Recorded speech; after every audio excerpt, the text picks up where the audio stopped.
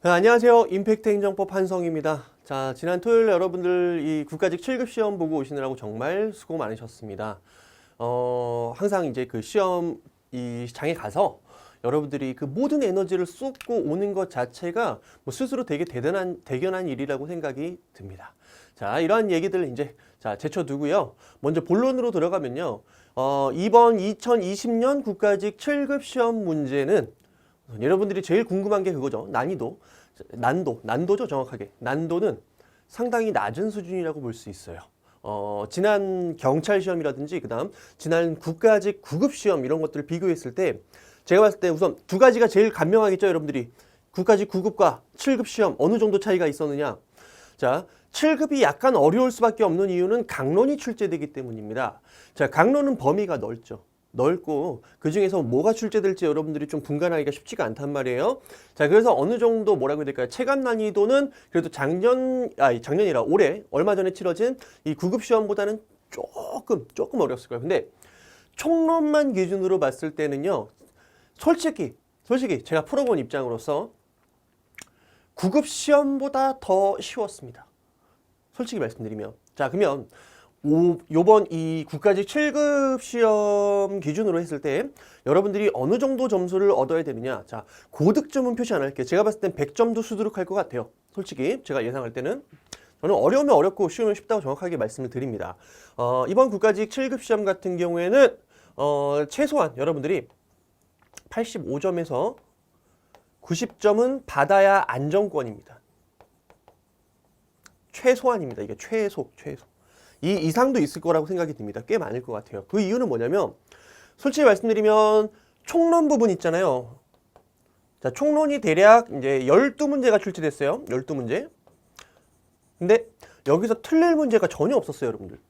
정말 그냥 기출 그대로 반복이었어요. 기출 그대로 반복이었고 기출을 반복하면서도 거기에 대한 뭐라고 될까요? 변형? 문제 변형? 이런 것들이 전혀 없었습니다.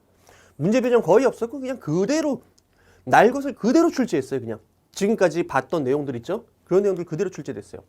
그나마 아마 나책형 기준으로 여러분들이 20번 문제 있죠? 20번 문제 요거 하나 조금 헷갈리셨을 거예요.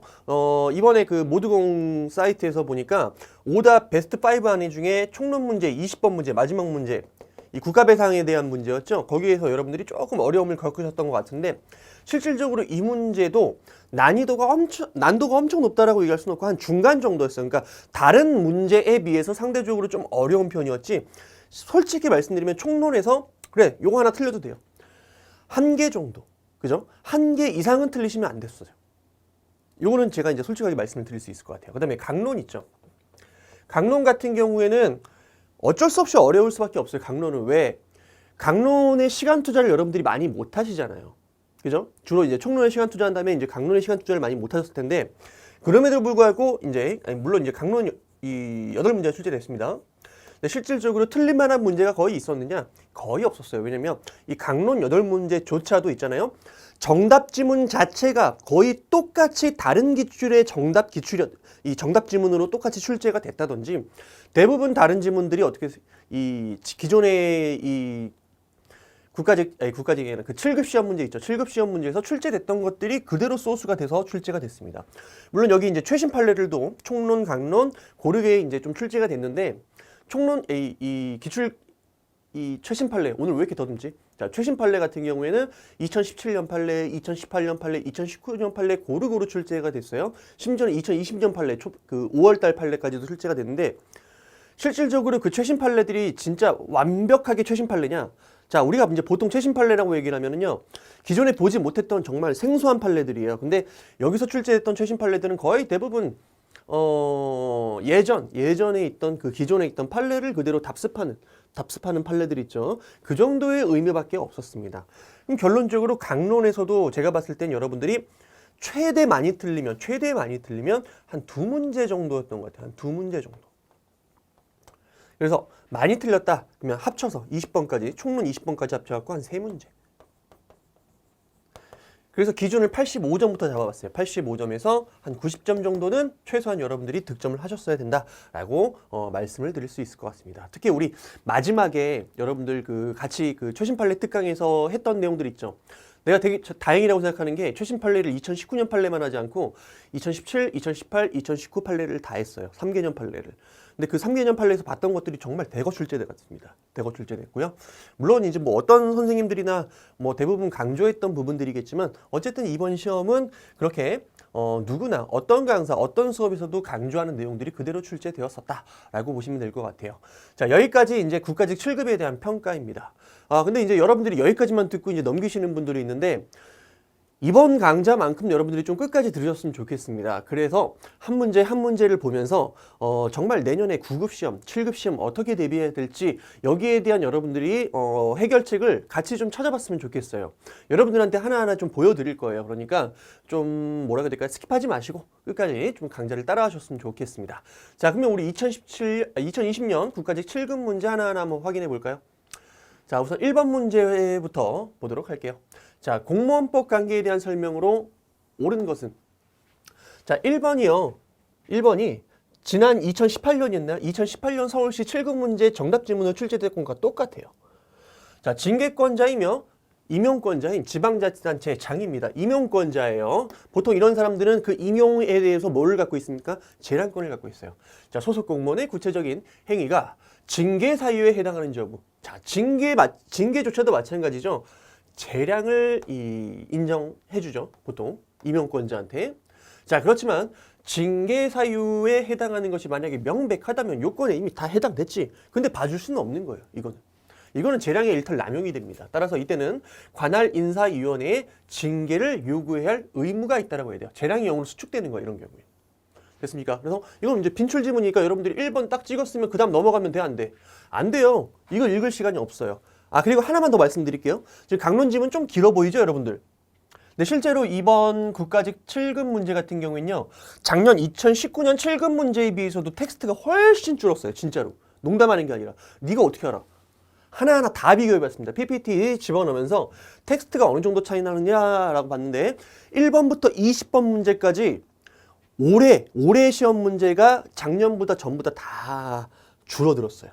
PPT가 막 작년에는 진짜 뭐 일부러 사이즈가 없어가지고 늘리기도 하고 어떤 건 그 다음 페이지 한 페이지 넘기기도 했는데 그런 지문이 하나도 없었어요. 만약에 이 정도 차는 게 올해 이 똑같은 문제를 대체해서 이제 복붙해서 이제 PPT를 만들 때 이렇게 딱 올라가더라고요. 그만큼 텍스트가 많이 줄었어요. 어쨌든 여러분들 그 시간은 아껴야 되고요.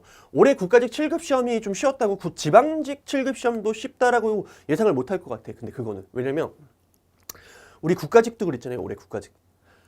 우리 이번에 지방직 9급부터 받고 그 다음에 이제 국가직 9급을 받잖아요. 지방직에서 되게 쉽게 나왔지. 되게 쉽게 나오니까 어땠습니까? 국가직에서 조금 어렵게 나왔었어요. 그죠? 그래서 이번 지방직 같은 경우에는 국가직처럼 출제되지 않을 거라는 예상을 조심스럽게 한번 해봅니다. 여기까지 하고 어쨌든 1번까지 푸셨으면 여러분들 시간 아껴야겠다 그러면 그 다음 넘어가셔야 됩니다. 반드시. 자, 공무원법상 자 정년이에요. 정년은 공무원의 정년퇴직 시 구비 서류로 요구되는 가족관계 등록에 관한 사항 증명서 중 기본증명서에 기재된 자 실제의 생년월일 이걸 기준으로 정년을 따집니까? 아니면 이 공무원 임용 신청 당시 공무원 인사기록 카드에 기재된 생년월일을 기준으로 합니까? 우리 판례는 실제를 기준으로 하죠. 실제를 기준으로 한다. 요거 체크를 하셔야 돼요. 그래서 우리 총론 때 제일 많이 봤던 판례가 뭡니까? 우리 그 신뢰보호 그리고 신의칙과 관련해 가지고 이 사람이 이제 임용 신청 당시 공무원 인사기록 카드에 기재된 생년일을 기준으로 하면 이제 정년에 도달을 해버린 거예요. 그러니까 조금 더 오래 일을 하고 싶어갖고 연장하고 싶어갖고 여기에 잘못 기재돼 있었거든. 잘못 기재된 거를 실제의 생년월일로 고쳐서 정년 연장을 신청했어요. 이거 된다 안 된다? 된다라고 했죠. 왜? 실제 정년은 실제 나이를 가지고 따지는 게 맞는 거니까. 그죠? 그래서 이건 총론에서도 봤던 내용이에요. 그 다음에 3번.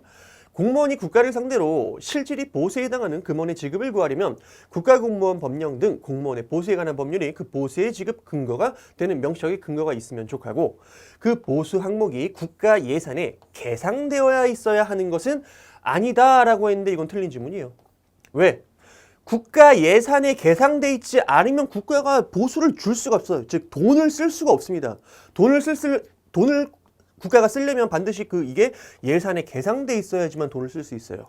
그지? 그러면 공무원한테 보수를 주려면 반드시 어때요? 예산에 계상이 되어 있어야 된다는 얘기예요. 그래서 이거 틀린 질문이에요. 둘 다 계속. 자, 국가공무원이 금고 이상의 형의 집행유예를 선고받고 집행유예 기간이 경과됐습니다. 우선 첫 번째, 공무원 신분에 있는 사람이 금고 이상의 형의 집행유예를 선고받게 되면 여러분들 당연퇴직, 자, 법에 따라서 당연퇴직됩니다. 잘리는 거예요, 이거는.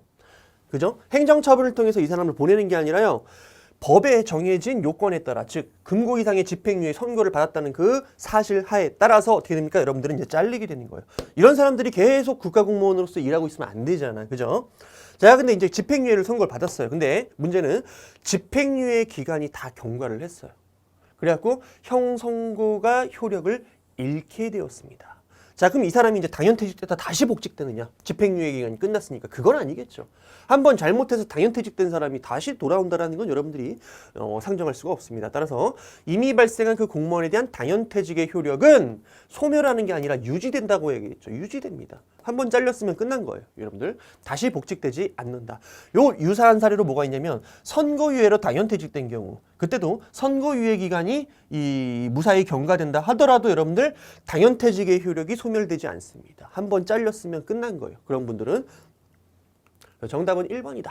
참고 해주시면 될 것 같아요. 자, 2번 넘어갈게요. 자, 경찰관 직무집행법이 나왔습니다. 자, 여기에 따른 경찰권 발동에 대한 설명으로 옳지 않은 거. 자, 이런 거 반드시 꼭 체크하라고 그랬어요. 옳은 건지 옳지 않은 건지. 자, 경찰관으로부터 임의동행의 요구를 받은 상대방은 이를 거절할 수 있을 뿐만 아니라, 자, 임의동행 후 언제든지 경찰관서에서 퇴거할 자유까지 있습니다. 왜? 그 이유는 뭡니까? 임의동행. 자, 임의동행이라는 건 뭐냐면, 자, 이 경찰관들이 이 사람을 강제 수사할 목적으로 강제력을 동원해서 끌고 가는 게 아니라 상대방의 뭐 동의를 전제로 끌고 가는 거예요. 동의. 좀 같이 좀 가주시겠습니까? 네, 알겠습니다. 같이 가죠. 해가지고 따라가는 거란 말이야. 뭐라고? 동의. 동의가 전제되어야 돼요. 따라서 이거는 강제 연행이 아니잖아. 언제든지 경찰관서에서 퇴거할 자유가 있다라는 거예요. 왜? 내가 이 동의를 처리할 수도 있는 거잖아요. 맞습니까? 그래서 맞는 질문. 자, 불신검문을 하는 경찰관이 신분증을 제시하지 않았습니다. 이거 위법해요? 아니면 적법해요? 위법합니다. 우리 경찰관 직무집행법에 따르면 불신검문 시 신분증을 제시하도록 하고 있습니다. 그럼 신분증 제시 안 했다? 그럼 원래는 위법한 거예요. 네. 검문하는 사람이 경찰관이고, 뭐라고? 경찰관이에요. 딱 경찰관 정보까지 다 입고 있어요. 검문하는 이유가 범죄 행위에 관한 것이 이미 상대방이 이것을 충분히 알고 있었다면 그 불신 검문은 위법한 공무집행이라고 할 수는 없다. 즉 적법하다. 요거 맞는 질문이에요. 원래 법에서는 신분증을 제시하라고 했는데도 불구하고 상대방이 경찰임을 충분히 알고 있었고 범죄 행위에 관한 것, 즉 내가 뭔가를 잘못해갖고 이 사람이 왔다라는 걸 내가 알고 있으면 이거는 적법하다는 거예요. 이게 어떤 사안이냐면요, 여러분들. 어떤 사람이 이제 이거 술집에서 이제 난동을 부린 거예요. 술집 난동을 부렸습니다. 난동을 부렸어요. 그래가지고 이제 경찰관이 출동을 했습니다. 경찰이 출동을 했어요. 근데 여기 이제 여종업원이 있네, 여종업원. 이 사람이 피를 철 흘리고 있어. 막 피를 흘리고 있어, 이 사람이. 그럼 뭔가 다쳤다는 얘기지. 그러면 술집 난동을 부린 사람을 만약에 갑이라고 한다면 이 사람이 범죄 혐의자라는 게 거의 명백하죠. 그지? 그럼 이 사람 입장에서 봅시다. 이 경찰 왜 왔겠어요, 여러분들? 경찰 왜 왔겠어요? 이 사람을 제지하거나 여러 가지 어떤 경찰력을 동원해서 뭔가 공권력을 집행하기 위해서 왔겠죠. 그럼 이 사람 충분히 그걸 알 수 있었단 말이야. 설사 이 사람이 뭐 신분증을 제시하지 않았다 하더라도. 그죠? 근데 이제 이 사람이 한 발짝 더 나가고 이 경찰한테 폭행을 했어요. 폭행을 했어요. 여기는 이제 종업원들한테 폭행을 가한 것뿐만 아니라 경찰한테까지 폭행을 했어. 자, 여러분들 만약에 일반인이 경찰이 이렇게 직무를 집행하고 있는데 폭행을 했다. 이거 형법상 무슨 죄에 해당될까요? 공무집행방해죄, 공무집행방해죄. 이제 줄여서 이제 공집방이라고 쓸게요. 공무집행방해죄라는 범죄 행위에 해당되는데 만약에 경찰관의 행위가 위법하다면, 그죠? 경찰관의 행위가 위법하다면 이 사람의 폭행 행위는 정당방위가 될 수 있거든. 그러니까 이 사람은 만약 이 사람이 이제 변호사겠죠. 이 사람이 이제 변호사는 그걸 주장하는 거예요. 경찰관의 직무집행 행위가 뭐 위법하기 때문에 신분증을 제시하지 않아서 위법하기 때문에 자, 갑이 경찰관에게 한 폭행은 공무집행방해죄에 해당되지 않는다. 왜? 정당방위에 해당되기 때문에 이렇게 주장을 했던 거예요. 근데 법원에서 어떻게 판단했겠어요? 이런 경우 허다하지 않겠습니까, 여러분들? 그죠? 뻔히 경찰 입장에서도 내가 지금 경찰 옷 입고 있고 이놈이 지금 난동 부리는 상황이야. 근데 뻔뻔하게 신분증 제시 안 했다고 했고 이 사람의 행위가 위법하다라고 주장하게 되면 그런 일들이 빈번하게 이루어지면서 공무집행방해 행위가 뭐야? 아주 빈번하게 이루어질 수밖에 없단 말이야. 그죠? 그럼 법원은 어떻게 해야 돼? 이런 행위를 저지해야 될 거 아니야? 그러니까 뭐라 그래요? 네가 뻔히 경찰이 온 이유를 충분히 알고 있었다면 설사 경찰이 신분증을 제시하지 않았다 하더라도 이 경찰의 행위는 적법한 행위야. 따라서 만약에 이 적법한 공무집행 중에 네가 폭행을 가했다면 이건 공무집행 방해죄로 처벌받아야 돼. 라고 했던 형사 판례예요. 아시겠습니까? 요거 하나 체크를 해주시면 되겠습니다. 그 다음에 세 번째, 경찰관이 불신검문을 하기 위해서 불신검문 대상자에게 반드시 형사소송법상 체포나 구속에 이를 정도의 혐의가 있을 것이 요구되지 않는다. 요거 맞는 지문이죠. 여러분들 체포나 구속은 언제 하는 거예요? 체포 구속? 체포 구속은 이제 유죄 판결은 아니죠. 그죠? 법원에서 유죄 판결을 받아가지고 형을 사는 거예요. 그죠? 검사가 집행을 해가지고. 근데 이제 경찰관이 이들을 체포나 구속을 할 때 아직 유죄는 아니지만 이 사람에게 어떤 충분히 범죄 혐의가 있다라고 인정되고 도주라든지 증거인멸의 우려가 있을 때 잡아 가두는 거야. 가만히 놔두고 재판으로 넘어가면 얘네들이 뭐야? 도주할 수도 있잖아.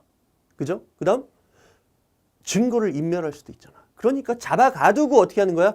이 검사로 넘겨서 기소해서 이 형사 재판으로 넘기는 거예요. 자, 이건 뭐 엄청나게 좀 뭐라 해야 될까요? 범죄 혐의라든지 어떤 그 유죄 혐의의 명백성이라든지 여러 가지 어떤 그런 요건들이 있어야 될 때 그때 아주 극히 제한적인 사안 안에서만 체포나 구속이 가능할 겁니다. 근데 불신검문이라는 게 뭡니까? 불신검문은 보통 일반적으로 우리 행정조사에서 공부를 하죠. 행정조사 과정에서 이 사람이 뭐라고 해야 될까요? 범죄 혐의가 있는지 없는지 또는 아무리 경미한 범죄를 하더라도 경찰관이라는 게 뭐야? 치안을 담당하는 사람들이란 말이야. 자, 그러한 것들을 미연에 방지하기 위해서 하는 것들이란 말이야. 말 그대로 조사해보는 거야. 근데 굳이 체포나 구속에 이를 정도의 혐의가 있을 때만 불신검문을 할 수 있다? 이건 너무하지 않습니까? 그럼 불신검문을 거의 못한다는 얘기예요, 여러분들. 진짜 흉악범죄, 도주, 인멸, 증거인멸 우려 이런 사람들만 할 수 있다는 얘기거든. 그럼 불신검문 못해요. 아시겠습니까? 자, 그래서 꼭 체포나 구속에 이를 정도의 혐의가 없다 하더라도 불신검문은 할 수 있다. 치안 유지를 위해서. 라고 보시면 되겠어요. 정답 질문은 이제 4번이죠. 경찰관의 보호조치의 발동에 관해서는 재량이 인정되므로 이건 총론에서 맨날 보는 거잖아. 우리 재량과 관련해갖고. 경찰관의 보호조치, 즉 경찰권의 발동 여부 이런 것들은 보통 재량이 인정됩니다. 여기까지 맞아요. 자, 술에 취하여 응급구호가 필요한 자를 가족에게 지금 인계할 수 있대요. 그럼 어떻게 해야 돼요, 여러분들? 경찰관에다가 보호조치 시켜갖고 가둬놔야 됩니까? 아니면 가족한테 전화해서 인계를 해줘야 됩니까? 이건 상식적으로 가시면 되는 거예요, 이거는. 여러분들이 설사 이걸 모른다 하더라도. 당연히 가족한테 인계를 해줘야죠. 그죠? 자, 이런 식으로 이제 인계할 수 있는 상황에서 경찰관이 보호조치를 한대요. 이건 위법이라고 봐야 돼요. 할 수 없다가 아니라 위법한 거예요. 가족에게 인계할 수 있으면 어떻게? 가족에게 보내줘라. 이게 정답이 되겠습니다. 정답 4번. 자, 그리고 3번. 지방자치에 관한 설명으로, 자, 이번에 맞는 지문이죠. 그래서 항상 체크해야 돼. 문제들이 틀린 거 골라냈다, 맞는 거 골라냈다, 왔다 갔다 한단 말이에요. 이거 실수로 여러분들 하면은 또 뭔가 속쓰리잖아. 그죠? 자, 지방자치법 17조 2항 2호에 규정된, 자, 주민소송 나왔네요. 자, 주민소송 나왔고요. 여기서 다툼의 대상이 되는 처분은, 자, 처분 나왔네요. 그 처분으로 인해 지방자치단체의 재정에 손실이 발생했다는 사실만으로 위법성이 인정된다라고 했는데 틀렸죠. 틀렸습니다. 자, 주민소송의 유형으로는요. 마치 항고소송처럼 그 처분에 대한 취소를 구할 수도 있고요. 무효 확인을 구할 수도 있고요. 그 다음에 위법한 행위가 있으면 부작위를 청구할 수도 있고 부작위에 대한 위법하기를 구할 수도 있고요. 뭐 손해배상 이런 것들도 청구할 수가 있습니다. 이런 것들이 전부 다 주민소송의 유형이에요. 맞습니까? 자, 그때 이 처분은 위법해야 돼요. 항고소송에서도 마찬가지예요. 처분이 위법해야 이걸 취소를 하죠. 주민소송 유형으로서 이 처분에 대해서 이 취소 무효를 구할 때도 마찬가지로 이 처분이 위법해야 돼요. 근데 재정의 손실이 발생했다. 이거는 무슨 문제예요? 이거 위법적 법의 문제가 아니라 이거는 당부당의 문제, 부당의 문제예요. 이거는. 자, 이렇게 생각해 보세요, 여러분들. 기업의 CEO가 있어요. CEO가 있는데 모든 관계 법규를 준수해 가면서 어떤 사업을 영위해 가고 있었어요. 기업을 운영하고 있었어요. 근데 여러 가지 사유라든지 자신의 능력, 자질 부족으로 사업상의 즉 영업 손실이 발생했다고 쳐봅시다. 자, 이 사람은 법을 다 지켰죠. 지켰기 때문에 이건 위법, 적법의 문제는 아니지. 단지 뭐야? 이 사람이 자질이 부족한 능력 부족의 문제죠. 능력 부족. 다시 말하면 이거는 부당의 문제예요. 당부당의 문제. 따라서 재정 손실이 발생했다고 해가지고 또는 그 기업의 CEO가 뭐야? 영업 손실을 발생시켰다고 해가지고 곧바로 위법성이 인정된다라고 얘기할 수 있어 없어요? 없어요. 이거는 소송의 문제가 아니란 말이야. 그럼 선생님 이건 어떻게 해결해야 되는데요? 안 뽑으면 되는 거예요. 그런 사람들. 지방자치단체장이라든지 지방의회, 의원 이런 사람들 안 뽑으면 되는 거예요. 이런 건 정치적 선거로 해결할 문제지 소송의 분야가 아니라는 거예요. 어쨌든 1번은 틀린 지문이에요. 계속 쉬운 지문들이 출제되고 있죠. 자, 그 다음에 2번. 자, 정답은 이제 2번이 되겠죠. 지방자치단체는 기관 위임 사무의 집행에 관한 권한의 존부 및 범위에 관해서. 자, 이거는 누구 사무예요? 지방자치단체 사무가 아니잖아. 이거는 기관 위임 사무는. 그럼 얘가 이거를 이유로 이 기관 위임 사무를 집행하는 국가기관을 상대로 권한쟁의 심판을 청구할 당사 자격이 있어 없어? 없죠. 지방자치단체는 자신의 권한이 침해당했을 때 거기에 대해서 뭐를 할 수 있어요? 이 헌법재판소에 권한쟁의 심판을 청구할 수 있다. 요거는 빈출이잖아. 그럼 정답 2번 찍는 거 정말 쉬웠습니다. 자, 그다음에 자, 교육감 나왔네요. 자, 교육감이 지방교육 자치에 관한 법률에 따라 독자적인 권한으로 지방의회의 조례안 의결에 대해서 제의 요구를 했습니다. 그때 지방의회가 제의 의결을 하기 전 제의 요구를 처리할 수 있느냐. 이게 이 교육부 장관의 제의를 요청할 수 있는 권한을 침해하느냐 그러한 질문이에요. 자, 다시 이거는 지방자치법이라든지 또는 지방교육 자치에 관한 법률은 상관이 없습니다. 왜? 구조가 거의 비슷해요. 즉 교육감과 주무부 장관, 그 다음에 교육감이 아니라 지방자치단체장과 이 주무부 장관, 그 다음에 교육감과 그 다음에 이 교육부 장관, 이 구조 똑같습니다. 자, 여기서 교육감은 뭐를 할 수 있어요? 예를 들어서 지방의회 의결이 위법하다, 법령이 위반됐다. 그럼 뭐 할 수 있어? 그 지방의회에 대해서 이 조례안에 대한 제의를 요구할 수 있죠. 제의 요구. 자, 그 다음에 이제 이 교육부 장관이죠. 국가기관인 이제 교육부 장관. 교육부 장관은 교육감한테 지방의회의 제의를 요구하도록 뭐 할 수 있어요? 제의 요구를 요청할 수 있는 권한이 있어요. 요청할 수 있는 권한이 있단 말이야. 근데 이제 교육부 장관이 아무래도 교육감한테 제의 요구를 요청하려고 했어. 근데 교육감이 지방의회가 제의결하기 전이라고 여기에 대해서 철회를 할 수 있느냐? 만약에 철회를 하게 되면 어떻게 됐어요? 교육부 장관이 짜증날 거 아니야. 얘는 이 제의하도록 이 요청하려고 했는데 누구한테? 교육감한테. 된다 안 된다? 철회. 된다라는 거예요. 왜? 교육감의 권한과 교육부 장관의 이 요청권은 각각 별개의 독립적인 각각의 권한인 거야. 그럼 얘는 얘의 권한에 대해서 철회권을 행사한 것 뿐이에요. 설사 교육부 장관이 짜증난다 하더라도. 맞습니까? 따라서 요거는 상관없다는 얘기예요. 그래서 지방의회가 제의결하기 전이라도 제의 요구를 처리할 수 있다라고 고치셔야 돼. 있다. 자, 요거는 교육부 장관에 대한 권한 침해가 되지 않는다라는 거 체크를 해주시면 될 것 같아요. 그다음에 지방자치단체장이 국가가 위임한 사무에 대해 국가기관의 지위에서 처분을 한 경우. 자, 그렇다면 지방자치단체장은 이제 지금 뭐가 되는 거예요? 국가기관의 일부가 되는 거죠. 지금 국가기관의 일부야. 그 경우 지방자치단체장은 권한쟁의 심판 청구의 당사자가 될 수 없다라고 돼 있습니다. 맞습니까? 틀립니까? 이거 틀렸죠. 자, 지방자치단체장 같은 경우에 원칙적으로 권한쟁의 심판기관이 될 수가 없습니다. 원래는. 자, 우리 권한쟁의 심판 청구의 당사자는 누굽니까? 국가기관이죠. 아이고, 오타 나왔네요. 자, 국가기관이죠. 그리고 지방자치단체요.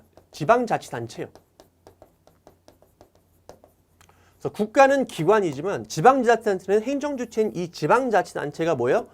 이 뭐가 됩니까? 이 권한쟁의 심판의 당사자가 되는 거예요. 그럼 누구는 원래 안 돼요. 이 지자체장 있죠. 지자체장. 얘는 권한쟁의 심판 당사자가 원칙적으로 될 수 있다 없다? 될 수가 없어요. 얘는 될 수가 없어요. 왜? 지방자치단체가 아니잖아. 그리고 국가기관이 아니잖아. 근데 만약 자 이게 이제 원칙인데 자 만약 얘가 기관위임 사무를 수행하고 있다. 즉 국가로부터의 기관위임 사무를 수행하고 있다. 그럼 얘는 뭐가 된다고? 국가기관의 일부가 되는 거야. 그럼 얘는 지금 뭐야? 국가기관이잖아. 우리 권한쟁의 심판은 얘네 둘이 할 수 있다며.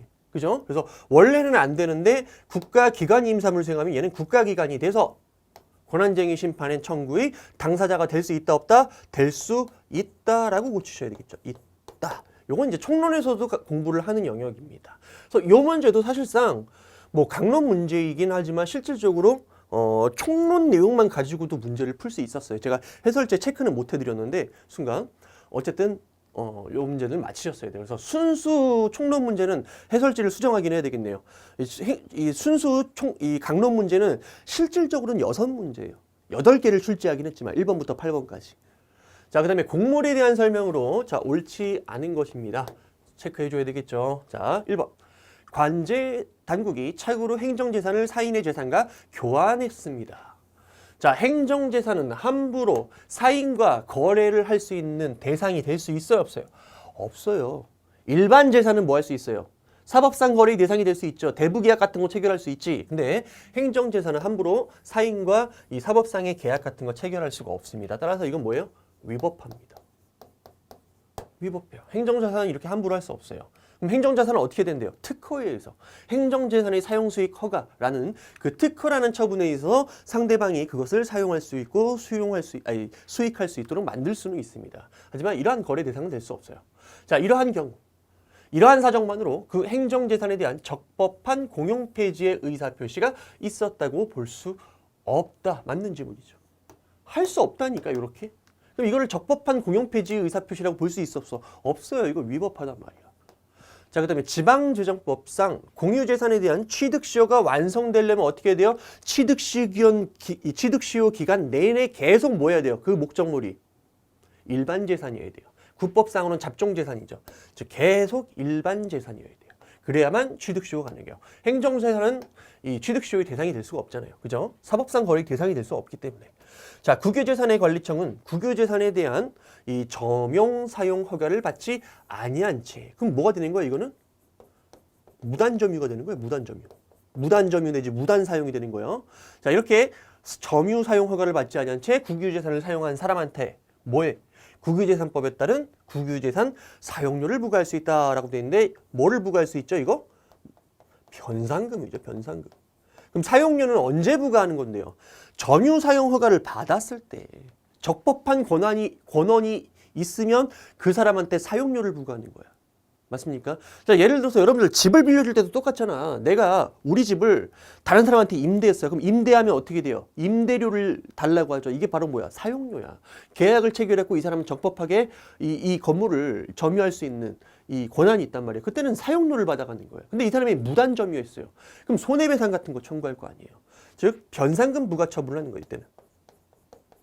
됐습니까? 그래서 사용료가 아니라 변상금이다. 그래서 이렇게 기억하시면 돼요. 자, 허가를 받았냐? 물론 그다음에 뭡니까? 자, 무단점유냐? 라고 했을 때 이때는 사용료를 부과하고요. 이때는 뭡니까? 변상금을 부과하는 거. 변상금. 이렇게 구별을 하셔야 돼요. 그래서 여기 조금 까다롭지 않았을까요, 여러분들? 3번 지문 자체는 좀 까다로웠을 거예요. 근데 나머지 지문은 또 까다롭지가 않아요. 도로의 관리청은 도로부지에 대한 소유권 취득하였는지 여부와 관계없이 즉 누구? 주체가 얘입니다. 얘는 무단 점용을 하는 놈이 있으면 도로법에 따라 변상금을 부과할 수 있다. 이거 맞는 지문이에요. 맞는 지문이고 이것도 실제로 기출이 됐던 부분이란 말이야. 자, 도로관리청이 무단 점용하는 사람한테 변상금을 부과하는 것은 여러분들 도로관리청이기 때문이야. 도로관리 차원에서. 이게 도로가 이 관리청 소유이기 때문에 하는 게 아니라고. 도로를 적법하게 관리하기 위한 권한에 의해서 변상금을 부과하는 거예요. 따라서 설사 이 관리청이 소유권을 취득하지 못했다 하더라도 뭐 할 수 있어요? 변상금을 부과할 수 있다는 거 실제로 기출된 바가 있습니다, 여러분들. 그래서 실질적으로 1번, 2번, 4번도 다 쉬웠단 말이야. 그러면 3번은 찍어낼 수 있어야 되는데 물론 헷갈릴 수는 있었겠지, 여러분들. 자, 그 다음 넘어갈게요. 5번. 자, 조세 행정 및 그에 대한 불복수단에 대한 설명으로 옳지 않은 것은 정답은 3번이 되겠죠. 3번부터 볼게요. 3번이 되게 쉬워요. 조세를 부가 징수하기 위해서는 법률의 근거가 필요하다. 당연한 거죠, 이거. 법치주의, 법률 유보. 당연히 조세에는 법률의 근거가 필요합니다. 그때 조세를 감면하는 거, 이때도 당연히 법률의 근거가 필요한 거죠. 자, 조세를 감면하게 되면 어떻게 돼요? 이거는 조세를 전가하는 효과가 나타나는 거야. 자, 예를 들어서 100만 원이 필요하다. 총 국가가 100만 원이 필요해. 그럼 이거를 이제 조세로 걷어 들여야 돼. 조세 수익으로. 근데 원래 얘한테 50만 원을 받고 얘한테 50만 원을 받으려고 했다. 근데 얘한테 만약에 감면을 했어. 감면을 했고 예를 들어서 20만 원만 부과했어요. 그러면 국가는 얘한테는 얼마를 부과해 갈까? 이제는 50만 원을 부과하는 게 아니라 80만 원이죠. 내가 산수를 잘못했네. 80만 원을 부과하겠죠. 왜? 100만 원의 수익, 100만 원의 조세 수입을 얻어가야 되는 상황에서 얘한테 줄였으면 누군가에게는 더 많이 받아갈 거란 말이야. 조세 감면은 뭐라고요? 조세의 전가 효과를 발생시킨단 말이야. 따라서 누군가에게는 또 침익적이에요. 그럼 무분별하게 이 조세를 감면하면 됩니까? 정부가? 안 되겠죠? 당연히 뭐야? 국회가 제정한 형식적 법률에 근거가 있을 때만 뭐 할 수 있다? 조세 감면도 할 수 있는 거예요. 이것도 빈출이에요. 조세 감면, 조세 부과 둘 다 법적 근거가 필요하다. 그래서 이거 틀린 지문이죠. 정답은 3번이에요. 볼 것도 없어요. 나머지도 총론으로 충분히 해결할 수 있는 부분이에요. 이거 실질적으로 지금 강론이라고 출제를 해놨는데 총론이야. 그래서 문제를 계속 줄어드는 것 같아. 다시 한번 계산해 보니까 한 5문제 정도 되는 것 같은데요. 강론이. 자, 세무서장이 납세자의 국세 환급 지급 청구에 대해서 거부를 했습니다. 자, 요건 총론에서 봤죠. 국세 환급 지급 결정, 그 다음에 거기에 대한 거부 결정, 이런 것들 전부 다 뭐예요? 행정처분이 아니죠. 전부 다 뭡니까? 이거 환급금은 법에 의해서 확정되는 거. 이거 전부 다 법에 의해서 확정되는 거야. 행정청은 뭐 하는 거야? 우월적인 지위에서 이걸 일방적으로 권력적으로 결정하는 게 아니라 뭡니까? 법에 의해서 확정된 걸 앵무새처럼 떠들기만 하는 거란 말이야. 행정처분성이 부정돼요. 따라서 그 거부행위에 대한 취소소송 제기할 수 있다 없다? 없다. 그다음에 2번 신고 납세 방식의 조세의 경우 원칙적으로 납세 의무자가, 이것도 이제 최신 판례죠. 납세 의무자가 스스로 과세 표준과 세액을 정해서 신고하는 행위에 의해서 납세 의무자가 구체적으로 확정된다. 납세 의무가 맞죠. 신고 조세 방식 어떻게 하는 거야 이거? 신고에 따라 확정되는 거예요. 얼마를 내야 될지가. 그래서 요거는 맞는 지문이고 최신 판례이긴 하지만 요거는 중복이에요. 기존에 있던 법리. 그 다음에 4번도 총론에서 많이 봤던 거예요, 이거. 과세 처분에 대한 이의 신청 절차에서 자, 과세관청이 스스로 이의 신청 사유가 옳다고 해갖고 이 과세 처분을 어떻게 직권 취소했어요. 그럼 이 과세 처분은 날라갔죠. 자, 과세관청은 특별한 사정 없이 이를 번복하고 종전의 처분을 되풀이할 수는 없다. 이거 총론에서 너무 많이 봤던 부분이죠. 맞는 지문이죠. 요거 무슨 문제예요? 취소의 취소 문제잖아. 과세부가 처분해놓고 요거 직권 취소했잖아. 직권 취소한 다음에 요 취소가 가능하냐 이 얘기죠. 취소의 취소가 가능하다는 얘기는 앞에 있는 직권 취소를 없애갖고 이 취소에 사라졌던 과세부가 처분을 다시 되살려내는 거란 말이야. 즉 다시 말하면 이 취소는 앞에 있는 요 취소를 삭제하는 거란 말이야. 가능합니까? 불가능합니까? 불가능하죠. 왜? 과세부가 처분은 침익적 처분이기 때문에. 그래서 취소의 취소는 우리 판례는 대체적으로 원래 원처분이 처음에 처분이 이 침익적 처분일 때는 부정합니다. 부정하고요. 그다음에 수익적 처분일 때는 원칙적으로 긍정하는데 제3자에게 어떤 이 불이익한 효과를 갖게 된다. 그때는 예외적으로 또 불허되고요. 어쨌든 과세부가 처분은 되살릴 수 없어요. 다시 취소해서. 정답은 3번. 그래서 5번도 되게 쉬운 지문이었어요. 그다음에 6번. 자, 6번도 총론 주식으로 충분히 해결할 수 있는 부분이에요. 그래서 실질적으로 강론이 출제됐지만 순수 강론은 몇 문제가 안 돼요. 진짜. 지금 체크해 보니까. 자동차 운전면허 및 운송사업면허에 대한 설명으로 자, 틀린 거. 자, 운전면허 우선 취소를 했어요. 운전면허 날라갔겠죠, 이거. 여기에 대해서 취소송을 제기했어요. 취소 처분 받으니까 열받잖아. 권리구제 받기 위해서 취소송 제기했고 취소 판결이 났어. 그럼 취소 판결이 났다는 얘기는 뭡니까? 앞에 있는 면허 취소 처분을 날려버리는 거야. 즉 이게 바로 뭡니까? 판결의 형성력이죠. 형성력에 의해서 이 취소를 날려버리는 거지. 그럼 나는 운전면허 취소 처분을 받은 적이 있어 없어? 없어요. 한 번도 운전면허가 취소된 적이 없었던 거예요. 그럼 나는 면허가 있어 없어? 면허가 있는 거야. 운전면허 있는 거야. 따라서 무면허 운전이라 할 수는 없다. 맞는 지금 총론에서 충분히 많이 봤던 거예요. 그 다음에 2번. 음주운전 여부에 대한 조사 과정에서 운전자가 자, 본인의 동의를 받지 아니하고 법원의 영장도 없이 체열 조사를 했대요. 이거 위법할까요? 아니면 적법할까요? 당연히 위법한 거야, 이거. 특별한 사정이 없나? 이건 위법한 거야. 체열이라는 게 뭡니까? 여러분들 피 뽑아가는 거야. 피 뽑아가는 거라고. 자, 우리 원칙적으로 이 행정조사, 즉 이 강제조사 같은 경우에는 영장주의 적용되는 거 보셨죠, 여러분? 근데 문제는 이거는 일반적인 행정조사의 범위를 넘어간 거야. 이건 피까지 뽑아가는 거야. 신체에 대한 물리적 행사를 가는 거야. 일종의 뭐로 봐야 돼? 이거는 직접 강제로 봐야 돼. 직접 강제. 물리적, 강제적 어떤 물리력을 행사해서 상태를 실현시키는 거란 말이야. 당연히 이거 위법한 거예요. 본인의 동의도 없이 체열 조사를 했다면. 최소한 만약에 본인이 동의를 안 했어. 그럼 뭐라도 있어야 돼요. 법원의 영장이라도 있어야 되겠죠. 이해되십니까? 그래서 요거는 위법하다 맞는 지문이요. 그럼 설사 2번을 잘 몰랐다고 쳐요. 그럼 3번까지 넘어가 보세요. 자, 개인 택시 운송 사업 양도 양수에 대한 인가가 있은 후에 양도 양수 이전에 있었던 누구에 대한 양도인에 대한 운송 사업 면허 취소 사유가 있습니다. 자, 제재 사유가 양도인한테 발생했습니다. 그리고 개인 택시 운송 사업 면허는 무슨 면허? 대물적 처분이에요. 대물적 처분이면 양도성이 있죠. 그러면 양도인에게 발생한 제재 사유를 근거로 누구한테 양수인에 대해서 제재 처분 내릴 수 있다 없다? 내릴 수 있다. 이거 총론에서 너무 많이 본 거잖아. 맞습니까? 그 다음에 네 번째. 이것도 실제로 기출지문이 똑같이 출제된 적은 없지만 기출에서 봤던 지문이에요. 그래서 여러분들이 이거 4번 찍을 수 있어야 됩니다. 이거. 자, 음주운전을 했대요. 그래갖고 운전면허를 취소하려고 한대요. 자, 운전면허는 무슨 처분이죠? 수익적이야, 침익적이야? 수익적이에요. 수익적이고요. 이거를 취소한대요. 자, 수익적 처분을 취소할 때는 뭐가 적용이 됩니까, 여러분들? 수익적 처분에 대한 취소 철회의 제한 법리가 적용됩니다. 즉, 뭐야? 신뢰보호 원칙에 따라서 반드시 취소를 함부로 하면 안 되고 어떻게 해야 돼요? 이익 형량 과정을 거쳐야 됩니다. 공사의 이익 형량. 즉, 이 사람 운전면허를 뺏어서 달성하고자 하는 공익이 있을 거예요. 어떤 공익입니까? 도로교통상의 어떤 안전성을 확보하는 거잖아. 왜? 음주운전 무기니까. 그 다음, 만약에 취소해버리면 어떻게 됩니까? 사익침해가 발생할 수 있어요. 왜? 이 운전을 업으로 하는 사람 같은 경우에는 운전면허 취소되면 먹고 살지를 못한단 말이야. 따라서 어떻게 해야 돼요? 자, 취소를 통해서 달성하자는 공익과 취소로 인해서 당사자가 있게 되는 사익침해를 비교 교량해서 공익이 사익 침해를 정당할 때 한해서 뭐 할 수 있습니까? 운전면허를 취소할 수 있다는 거예요. 다만 우리 판례가 이 두 가지를 비교 형량할 때는 뭐 일반 예방적 측면,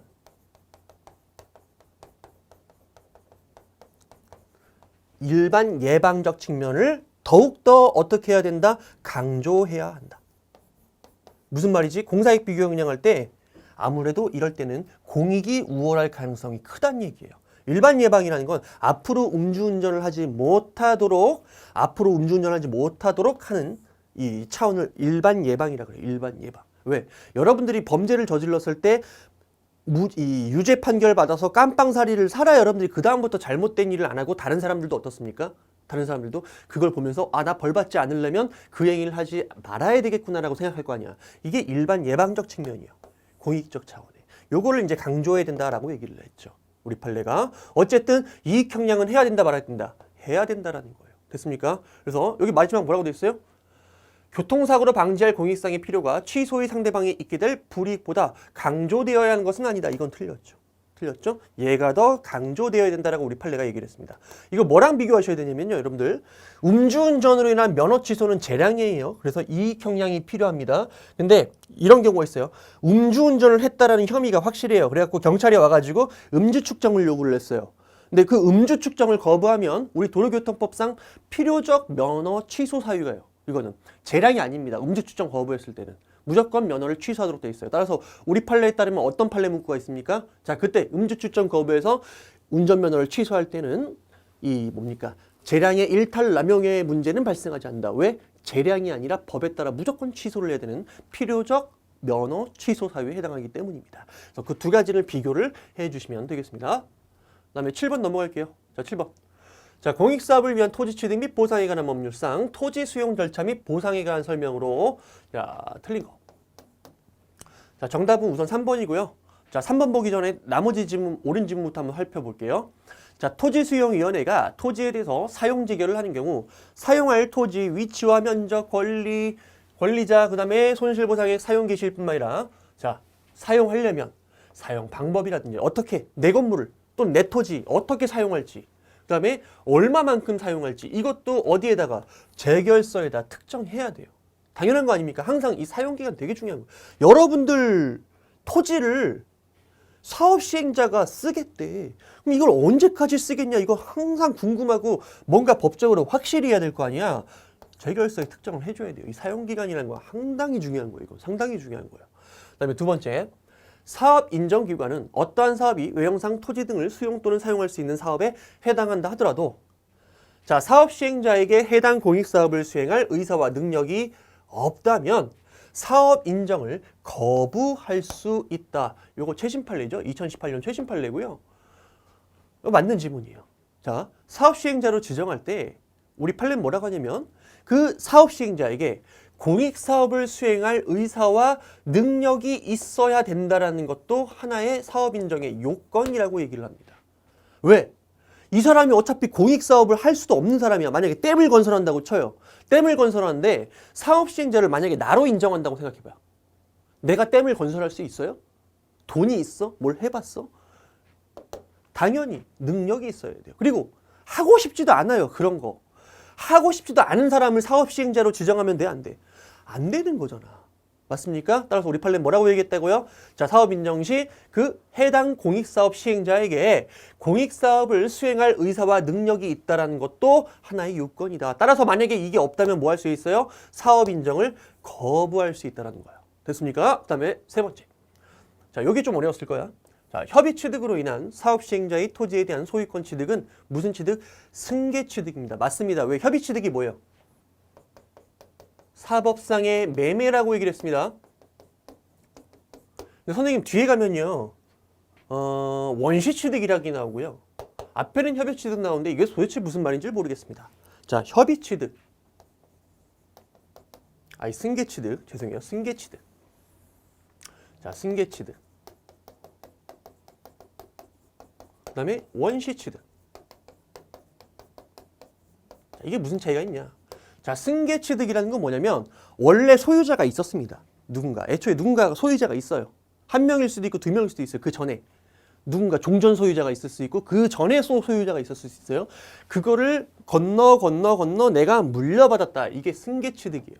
그다음에 원시 취득은 내가 이 소유권을 최초로 취득했을 때 원시 취득이라는 효과가 발생합니다. 자, 예를 들어서 여러분들 자동차도 생각해봐. 자동차. 새 차를 처음 구입했어요. 그럼 나는 이 차의 원시 취득자가 되는 거예요. 근데 만약에 중고차를 구매했어요. 어떤 사람이 자동차를 갖고 있었어. 소유자가 있었어. 그걸 나한테 팔아갖고 내가 샀어요. 그럼 뭐가 되는 거야? 승계 취득이 되는 거예요. 그럼 이 승계 취득과 원시 취득의 차이점이 뭘까요? 자, 승계 취득은요. 종전의 소유자가 갖고 있던 권리 의무가 전부 다 나한테 넘어옵니다. 예를 들어서 내가 토지 소유자예요. 여기. 자, 여기 이제 토지 소유자야. 근데 내가 이제 돈이 없어갖고 자, 우리은행에다가 저당권을 설정합니다. 저당권을 담보로 설정해갖고 뭐 1억을 빌려요. 우리 토지 담보로. 그죠? 우리은행 말고 또 누가 있니? 뭐 국민은행, KB 국민은행. 여기에다가 저당권을 설정합니다. 자, 설정해요. 이제 토지 소유자 A야, 내가. 자, 그 다음에 이제 이거를 누구한테 팔아? B라는 사람한테 팝니다. 자, B라는 사람한테 토지를 팔게 되면 이 사람은 토지 소유권을 취득하죠.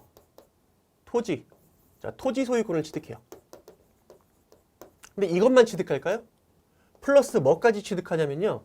종전 소유자인 A가 설정했던 이러한 저당권들 있죠. 이러한 저당권들도 같이 넘어옵니다. 그리고 만약에 내가 토지 일부에 대해서 임대계약을 체결했어요. 전세계약을 체결했어요. 그리고 어떤 사람한테 전세로 이 땅을 넘겼어. 그러면 그 전세권마저도 같이 넘어와요. 그럼 나는 모든 부담을 같이 안아야 돼요. 왜? 이건 뭐기 때문에? 승계취득이에요. 승계취득이에요. 그래서 우리 판례는 협의취득은 원칙적으로 승계취득이라고 그래요.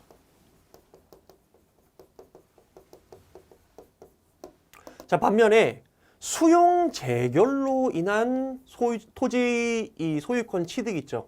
수용 취득, 수용 재결. 수용 재결로 인한 이 토지 소유권 취득, 이거 우리가 원시 취득이라고 합니다. 원시 취득. 그러면 아무런 법률상 제한이 없는 상태로 사업 시행자가 토지 소유권을 갖게 됩니다. 이러한 큰 차이점이 있어요. 근데 우리 법에 보시면, 즉 공익사업을 위한 토지 취득 및 보상에 관한 법률을 보시면요. 자, 만약에 협의 취득 이후에 토지수용위원회에 의한 협의 성립 확인을 받게 되면요. 결론적으로 이게 뭐가 되느냐? 수용재결과 동일한 효력을 받게 돼요. 뭐라고? 이 협의 성립 확인, 여기로부터, 토지수용위원회로부터 확인을 받게 되면요. 뭐라고?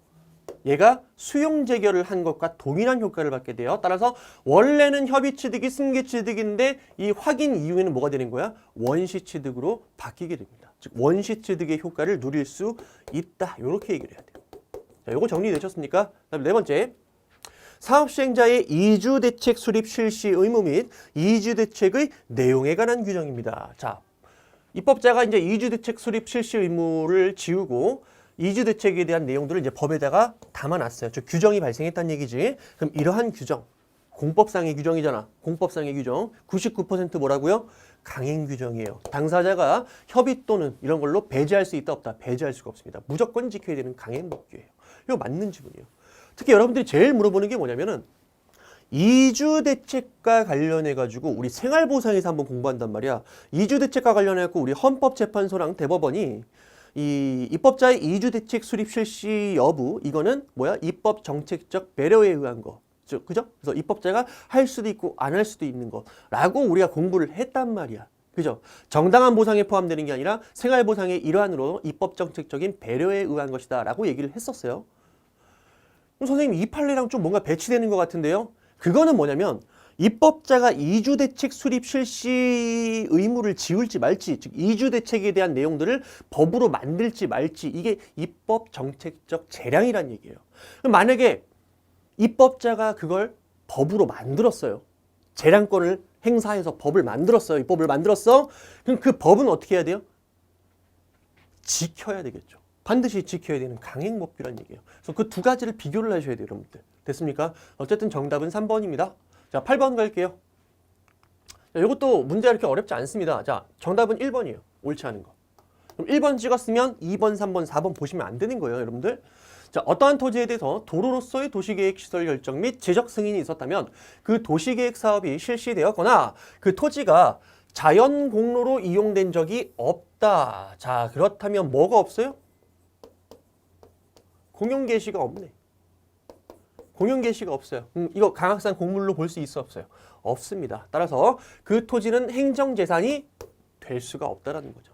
그죠? 그래서 이 도로와 같은 이 인공공물은 형태적 요소 그리고 이 공용 게시 요건 두 가지를 갖춰야 되는데 그때 공용 게시가 없다라고 볼 수 있습니다. 우리 판례에 따르면 정답은 1번이에요. 그냥 가볍게 넘어가면 돼요. 그다음에 개발부담금. 이것도 많이 봤던 판례죠. 개발부담금. 이거 실질적으로 부담금이에요. 부담금이지만 실질적으로, 그죠?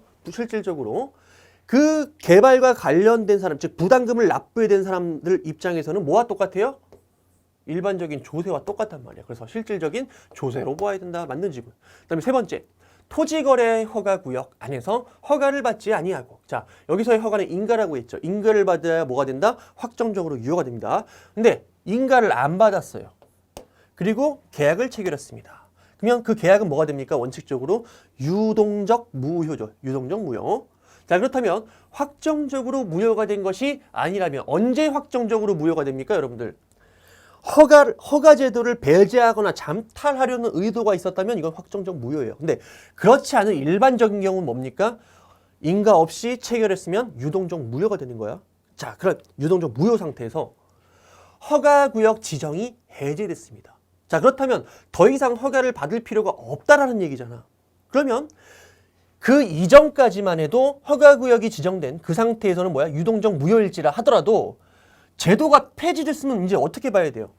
확정적으로 유효한 것으로 봐야 되겠죠. 허가구역 지정이 해지됐다는 얘기는 뭐라고? 다시 더 이상 인가를 받을 필요가 없다라는 취지란 말이야.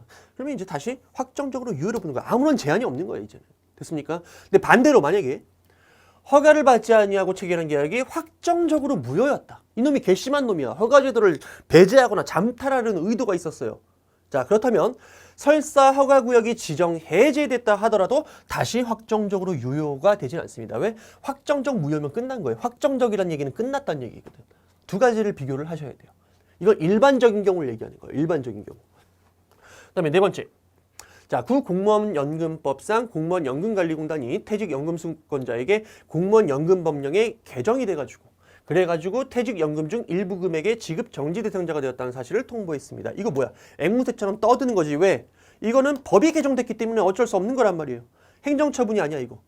처분이 아니죠. 이건 총론에서도 많이 봤던 거예요. 항고소송의 대상이 되지 않는다. 맞는 지문이 되겠습니다. 정답은 1번.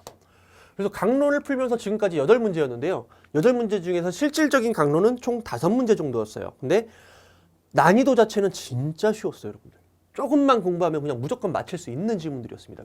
솔직히 말하면 틀릴 게 없었어요. 그래서 내가 생각할 때는 총론 20번까지 다 맞췄다 그러면 거의 100점이 좀 많을 것 같아요. 제가 생각할 때. 못해도 한 95점? 자, 사인의 공법행위로서 신고에 대한 설명으로 자, 옳지 않은 것은 부가가치세법상 사업자 등록 이거를 직권으로 말소했다. 우리 국민의 권리 의무에 영향이 있다 없다. 권리 의무에 영향이 없어요. 이건 매번 봤던 기출이죠. 행정처분에 해당하지 않습니다. 권리 의무에 영향이 없기 때문에. 자, 그 다음에 건축주 명의 변경시고 이거 얼마나 많이 나왔습니까 이거. 자, 건축주 명의 변경신고를 했어요. 어떻게? 형식적 요건을 갖추어가지고 적법하게. 자, 그때 행정청은 실체적인 이유를 들어 신고의 수리를 거부할 수 없다. 이거 너무 빈출이지. 근데 이거 질문 많이 나오니까 하나만 설명을 해볼게요, 여러분들. 건축주 명의 변경 신고 있잖아. 요거 교수님마다 건축주 명의 변경 신고 이제 판례가 여러 가지거든. 그 중에 이제 이게 수리를 요하는 신고라고 명시적으로 얘기는 하지 않았지만 해석상 그러한 경우가 있습니다. 그러한 판례. 어떤 판례였냐면 건축주 명의 변경 신고에 따른 그 수리가 명의 변경의 효과를 가져오는 즉 법적 효과를 발생시키는 행정처분이다. 이런 판례가 있었어요. 그래가지고 기존의 교재 같은 경우에는 명의 변경 신고를 수리를 요하는 신고로 배치를 합니다. 자, 그 다음 또 지금 방금 보시면요. 형식적 요건만 갖추면 되고 실체적 사유는 지금 심리하지 말라는 얘기거든. 즉 형식적 요건만 심리하라는 얘기거든. 자, 그렇다면 얘를 또 어떻게 해석할 수도 있어요? 수리를 요하지 않는 신고로 볼 수 있어요. 자체 완성적 신고로 해석상. 그래서 실제로 어떤 교수님 같은 경우에는 그 두 가지 판례를 나눠가지고 똑같은 건축주 명의 변경 신고와 관련해갖고 수리의 처분성과 관련해서는 여기다가 그 다음에 이 수리 거부에 대해서 형식적 요건만 검토하고 실제적 요건은 검토하지 말라는 판례를 들어가지고 여기다가 집어넣기도 합니다. 이 두 가지로 쪼개가지고 어떻게 여기다가 왜? 오직 형식적 요건만 검사하라고 했으니까. 실체적 요건은 이 심사하지 마라. 이런 식으로 얘기를 했단 말이에요. 이게 두 가지 판례가 있고요. 그 다음 설사 이거를 수리를 요하는 신고로 해석한다 하더라도 얘를 또 설명할 수가 있어요. 왜냐하면 수리를 요하는 신고 같은 경우에도 실체적 심사를 무조건 하는 게 아니라 어떠한 이 실체적 사유를 구비하지 못했다는 함정인 의심이 있을 때 한해서 부수적으로 할 수 있다. 이렇게 주장하시는 분들도 있단 말이에요. 두 가지 설명이 가능한데 그게 우리가 이해할 수 있어 없어? 없어. 그럼 이걸 어떻게 이해하면 여러분들이 정답을 쉽게 찾을 수 있을까? 저는 이제 교재에서 이걸 뺐어요. 이걸 빼고 이렇게 집어넣었어요. 수리를 요하지 않는 신고로. 뭐라고? 건축주 명의 변경 신고를 수리를 요하지 않는 신고로 정리를 했어요. 여기 대해서 말이 많을 수 있습니다. 수리를 요하는 신고로 본 것을 해석할 수 있는 판례도 있기 때문에 자, 그럼 이거 여러분들이 이제 앞으로 어떻게 이해를 하면 되냐면 이렇게 이해하시면 돼요. 자, 이제 기출 때도 이거 되게 강조했던 거죠, 여러분들. 자, 기출 때도 강조했던 거예요. 자, 건축주 명의 변경 신고를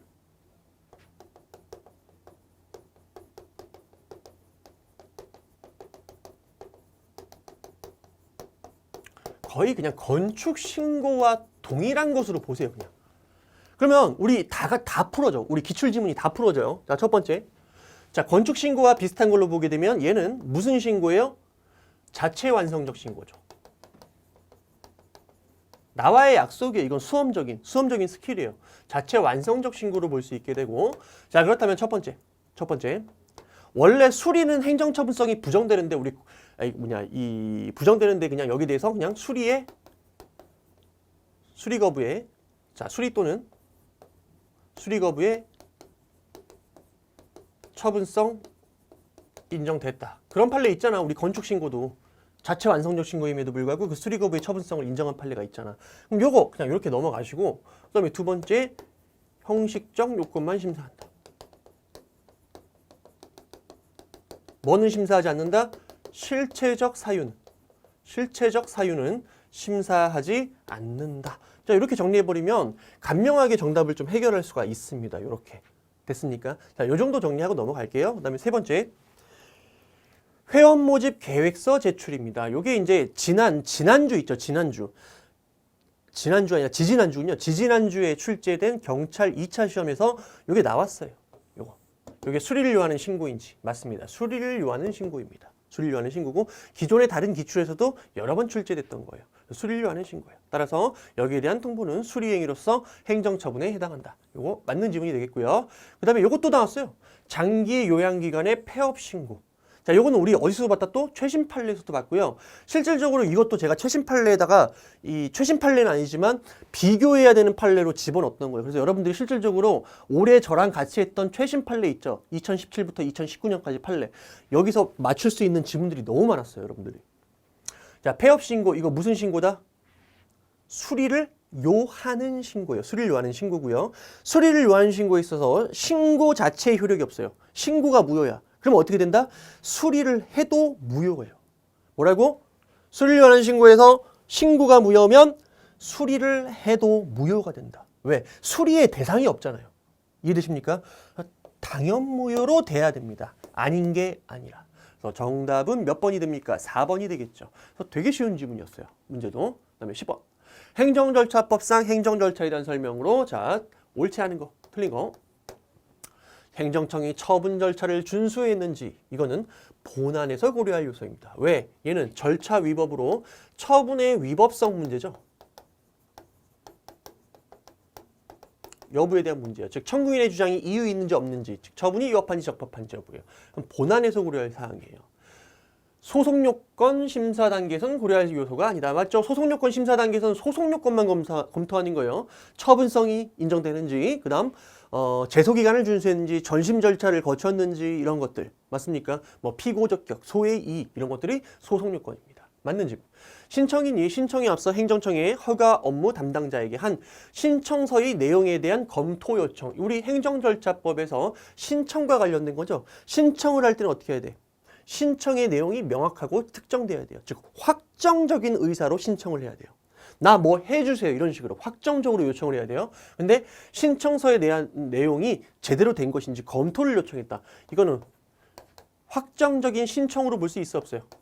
확정적 신청의 의사 표시가 아니다. 이거는 우리 절차법에서 많이 나오는 판례예요. 따라서 맞는 지문이에요.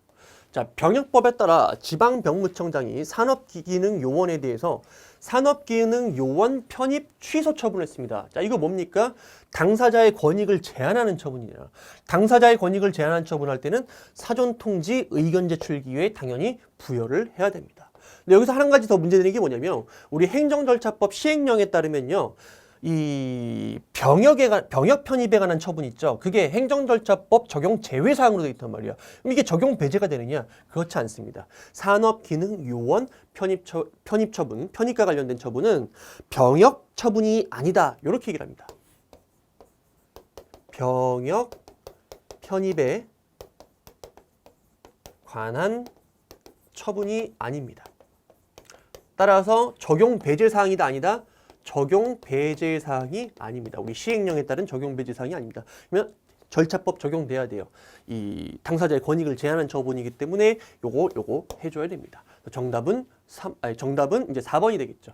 앞에 게 다 맞으니까. 자, 요거는 빈출이죠. 설명도 안 할게요. 청문 통지서가 반송되었거나 상대방이 청문 일시에 불출석했다고 해갖고 청문 절차 생략할 수 있다 없다? 없죠. 이거 위법한 거예요. 위법해요. 없습니다. 어떻게? 청문 절차를 생략할 수 있는지 여부는 당해 처분의 성질을 고려해가지고 성질상 이 의견 청취가 곤란하거나 불필요한지 여부를 따지는 거. 이런 식으로 상대방 입장에서 어떠한 사유가 있다고 해갖고 그걸 가지고 생략할 수는 없습니다. 너무너무 빈출 한 100번 넘게 출제된 것 같아요. 자, 그 다음 11번입니다. 행정입법에 대한 설명으로. 자, 틀린 거. 자, 헌법에서 인정한 법규명령의 형식을 만약에 예시적으로 본다. 그러면 헌법에서 인정하고 있는 법규명령 플러스 알파가 인정된다는 얘기지. 즉, 헌법에서 규정돼 있지 않은 법규명령도 법규명령이 될 수 있다는 얘기야. 왜? 얘네들은 예시에 불과하니까. 열거가 아니잖아. 예시. 따라서 이러한 견해에 따르면 감사원 규칙은 당연히 법규명령이 되는 거예요. 감사원 규칙 어디에 있습니까? 헌법에는 없죠. 헌법에는 없어요. 그럼 어디에 있는데? 어디에 있는데? 감사원법에 있죠. 감사원법. 감사원법에 있는 감사원 규칙. 이거 법규명령입니다. 틀렸죠. 그럼 정답 몇 번이야? 1번이야. 이거 너무 쉬워요. 이거 지금. 이게 7급 문제인지 사실상 좀 약간 갸우뚱해져요. 지나치게 문제를 쉽게 출제한 것 같습니다. 자, 고시가 상위법령과 결합하여 대외적 구성력을 갖고 국민의 기본권을 침해하는 법규명령으로서 기능하는 경우 헌법소원의 대상이 되죠. 자, 헌법소원의 대상이 되려면 첫 번째 뭡니까? 대외적 구성력이 우선 있어야 돼요. 그러면서 플러스 뭐? 국민의 기본권을 침해해야 됩니다. 근데 고시가 만약에 상위법령과 결합했다. 이거 법령보충적 행정규칙으로서 법규명령으로서 효력을 갖잖아. 그게 국민의 기본권까지 침해하면 이거 되는 거예요. 자, 집행명령은 법률에 수권 없이 제정할 수 있죠? 맞는 지문이죠.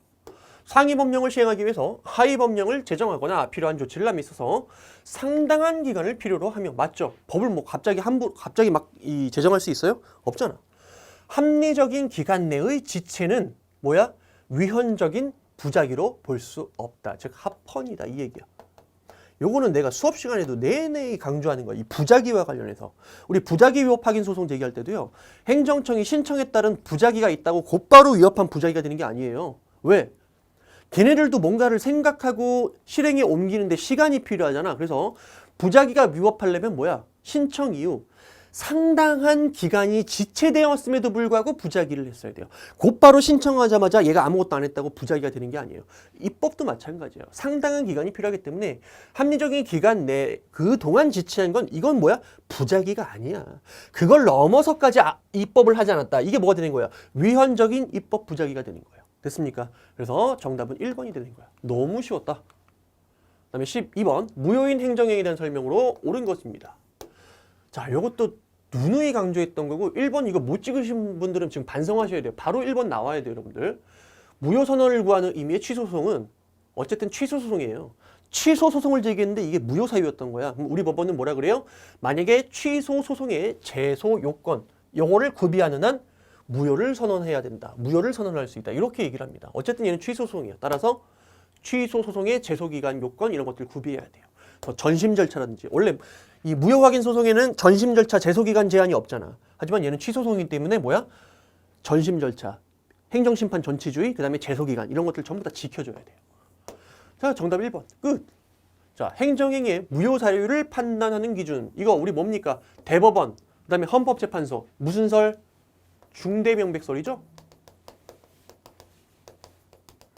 이게 다수설 판례예요. 중대하고 플러스 명백하기까지 해야지 뭐가 됩니까? 행정행위가 무효가 되는 거예요. 자, 근데 얘는 뭐라고 합니까? 명백성은 행정행위의 법적 안정성 확보를 통하여 행정의 원활한 수행을 도모하는 한편 그 행위에 유효한 것으로 믿은 제3자나 공공의 신뢰를 보호할 필요가 있는 경우에 보충적으로 요구된다. 이게 뭐예요? 명백성 보충 요구설이죠. 됐습니까? 그래서 틀렸죠. 자, 무효인 행정행위에 대해서는 사정 판결할 수 있습니까? 아니지. 자, 사정 판결은 오직 어디에서만 가능하다? 취소, 소, 송에서만, 여기 하나에서만. 부작위도 안 돼요. 무효도 안 돼요. 다 안 돼요. 사정 판결은 오직 여기서만 가능합니다. 근데 비교. 사정 재결은. 되게 신기한 게 이게 기본 강의 마지막 종강 직전에 했던 내용들이 다 나왔어요. 자, 사정 재결은 뭡니까 이거? 어디서 가능해요? 우리 행정심판은 취소 심판 플러스 의무이행 심판 두 가지 가능하죠. 하지만 소송은 여기 안에서만 가능합니다. 이런 것들은 외우셔야 돼요, 여러분들 기본적으로. 틀린 지문.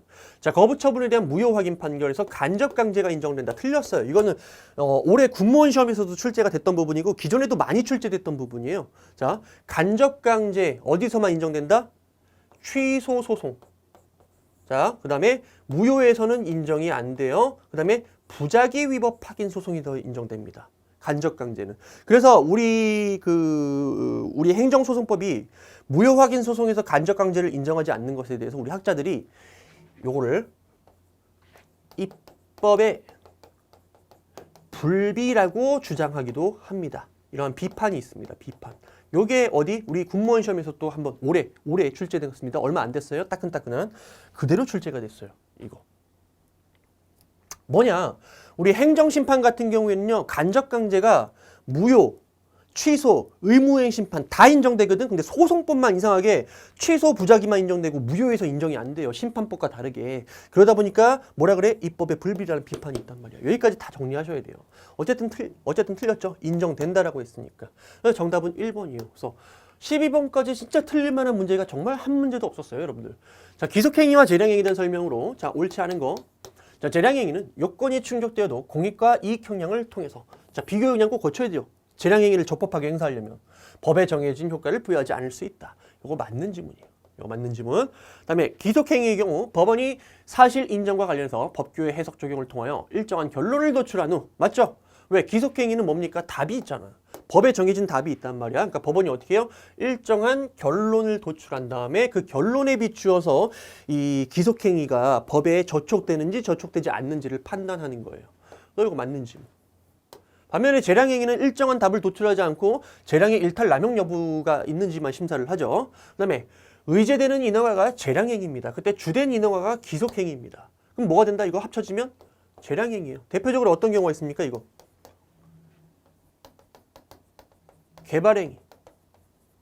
개발행위 허가가 의제되는 건축신고라든지 또는 형질 변경 행위를 수반하는 건축허가 이런 것들 전부 다 뭡니까?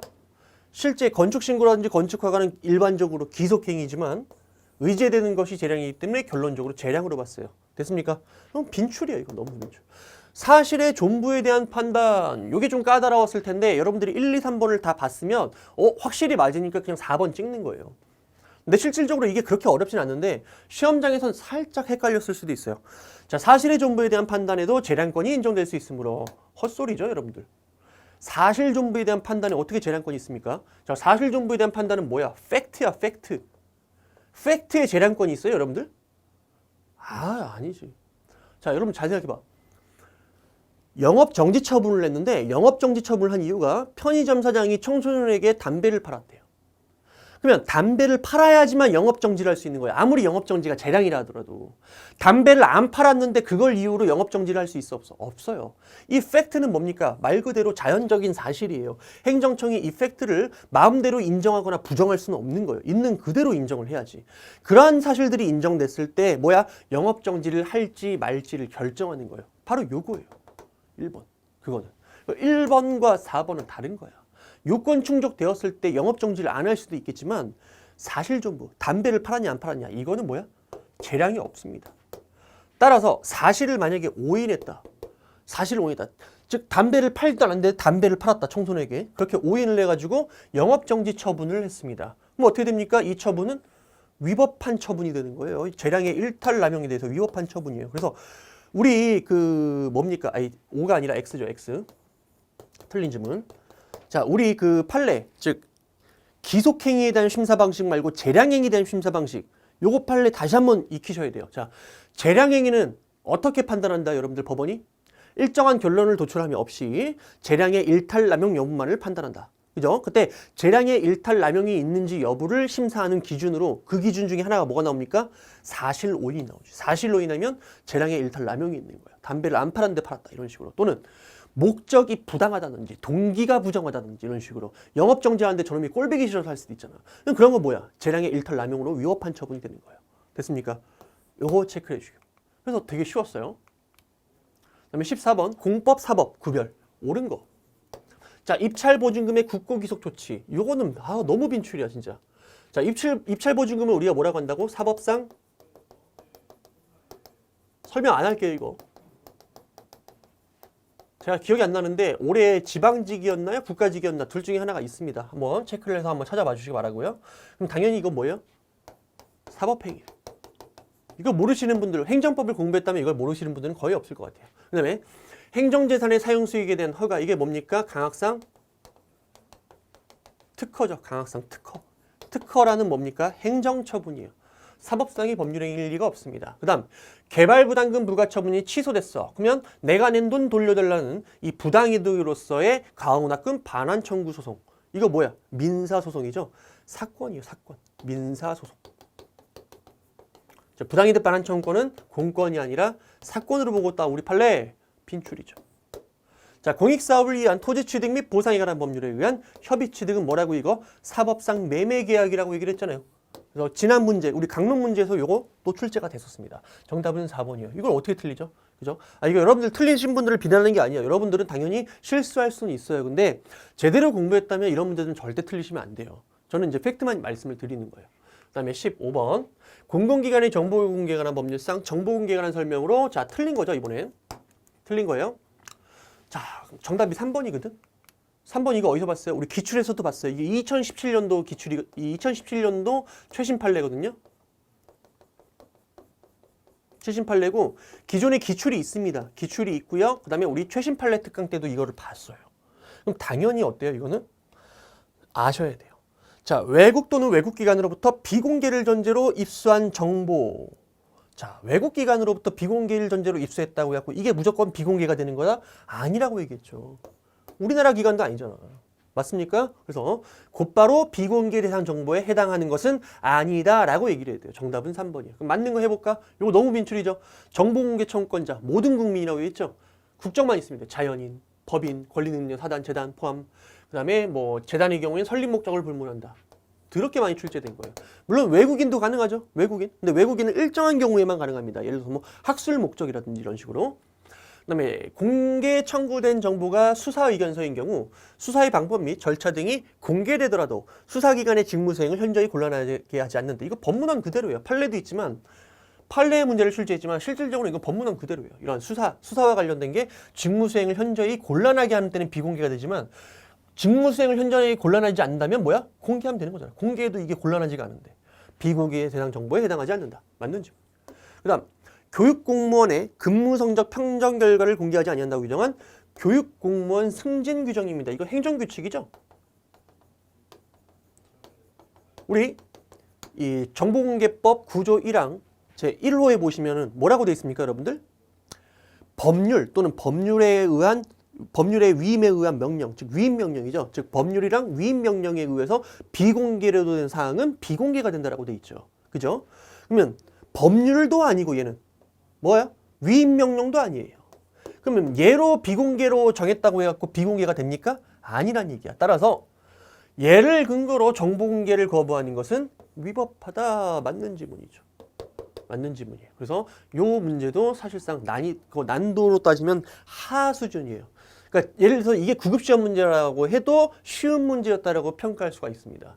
자, 대집행법상 대집행에 대한 설명으로 자, 맞는 지문은 대집행 계고 시 대집행할 행위의 내용 및 범위는 반드시 대집행 계고서에 의해서만 특정돼야 되는 것은 아니고 계고 처분 전후에 송달된 문서를 통해서 뭐야? 특정할 수 있으면 족하다라는 게 우리 판례죠. 자, 그다음 정답 1번 끝난대. 이게 너무 쉬워요. 이게 빈출이잖아. 관계법령에 위반해서 장례식장을 영업하고 있는 자에 대한 장례식장 사용 중지 의무. 이게 무슨 의무죠? 부작위 의무네. 부작위 의무. 빈출이죠, 이것도. 왜 안 써지니 갑자기? 부작위 의무예요. 부작위 의무. 자, 이거 대집행 대상 됩니까? 안 되죠? 안 되죠. 왜? 대집행은 대체적 자기 의무 불이행이 있을 때 하니까. 요거 안 돼요. 요거는 부작위 의무. 자, 대체적 자기 의무가 법률에 위임을 받은 조례에 의해서 직접 부과된 경우에는 대집행의 대상이 되지 않는다. 이거 누누이 기출 때도 강조했던 거예요. 그죠? 법률 또는 법률의 위임에 의한 명령뿐만 아니라 거기 뭐라고 돼 있냐면 조례도 포함되어 있다고 그랬어요. 법률에 의해 위임된 명령, 가로치고 조례를 포함한다. 따라서 법률이 만약에 조례에 어떠한 내용들을 위임을 했고 조례에서 어떤 의무를 부과했어. 그럼 조례상 의무를 위반했다. 대집행할 수 있다 없다? 대집행할 수 있습니다. 조례 의무 위반에 대해서 대집행할 수 있다. 이게 우리 대집행법 2조에 그대로 있는 내용이에요. 틀린 점. 그다음에 대집행 계고는 대집행의 의무적 절차의 하나이므로 생략할 수 없지만 이미 틀렸죠. 자, 대집행 계고 그 다음에 뭐 합니까? 통지하죠. 영장 실행 통지.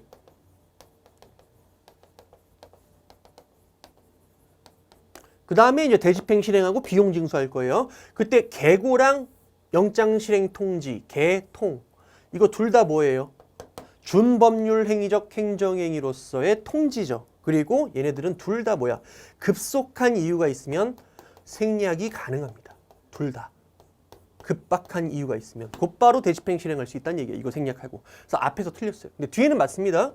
철거명령과 개고처분을 한 장의 문서로 동시에 행할 수 있다. 맞습니다. 문서는 한 장이지만 어쨌든 철거명령도 있고 개고처분도 있기 때문이죠. 뒤에는 맞는데 앞에 게 틀렸어요. 앞에 게. 어쨌든 결과적으로는 틀린 지문이 되겠습니다. 정답은 1번. 그 다음에 17번.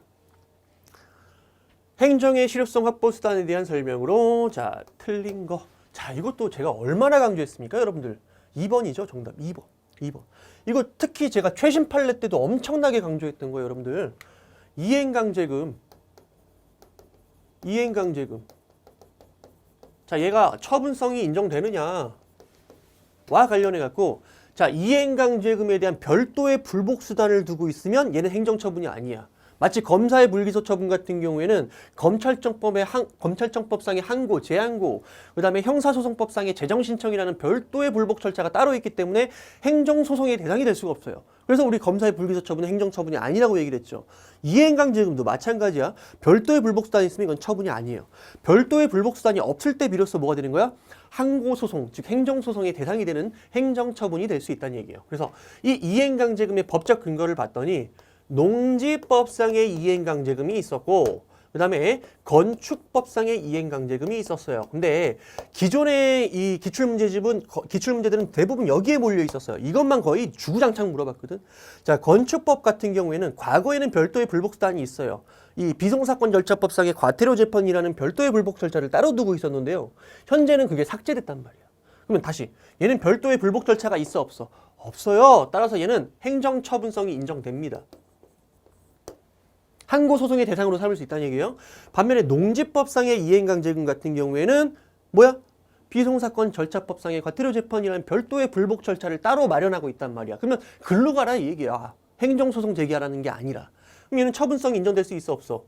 처분성이 인정될 수 없어요. 처분성이 인정된다는 건 행정소송을 제기하는 얘기이기 때문에. 됐습니까? 이거 되게 누누이 강조했어요. 이거 어떻게 구분을 하는 거라고?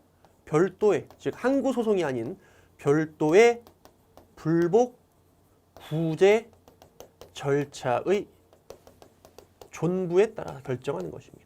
여기 또 우리 군무원 시험에서도 그대로 그때는 이걸 물어봤어요. 이거 별도의 불복 절차가 있는지에 따라 처분성이 인정되느냐 부정되느냐에 대한 이 군무원 시험에서 출제가 한번 됐습니다. 여러분들 이거 잘 정리하셔야 돼요. 그래서 되게 중요하다고 얘기를 했어요. 이거 별표까지 쳐놨을걸요 아마. 항고소송 제기할 수 있어 없어? 없죠. 왜? 처분이 아니니까. 정답은 2번이에요. 나머지도 봤던 거 이것도 최신 판례 시간에 봤어요.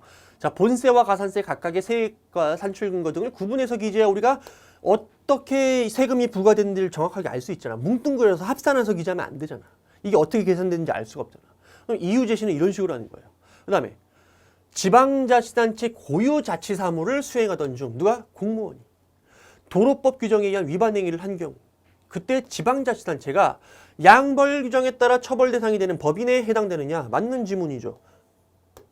맞는 지문이죠. 왜? 고유의 자치사무를 수행했다니까 얘는 법인이에요. 단순한. 자, 원래 국가는 처벌받을 수 있어 없어요? 없어요.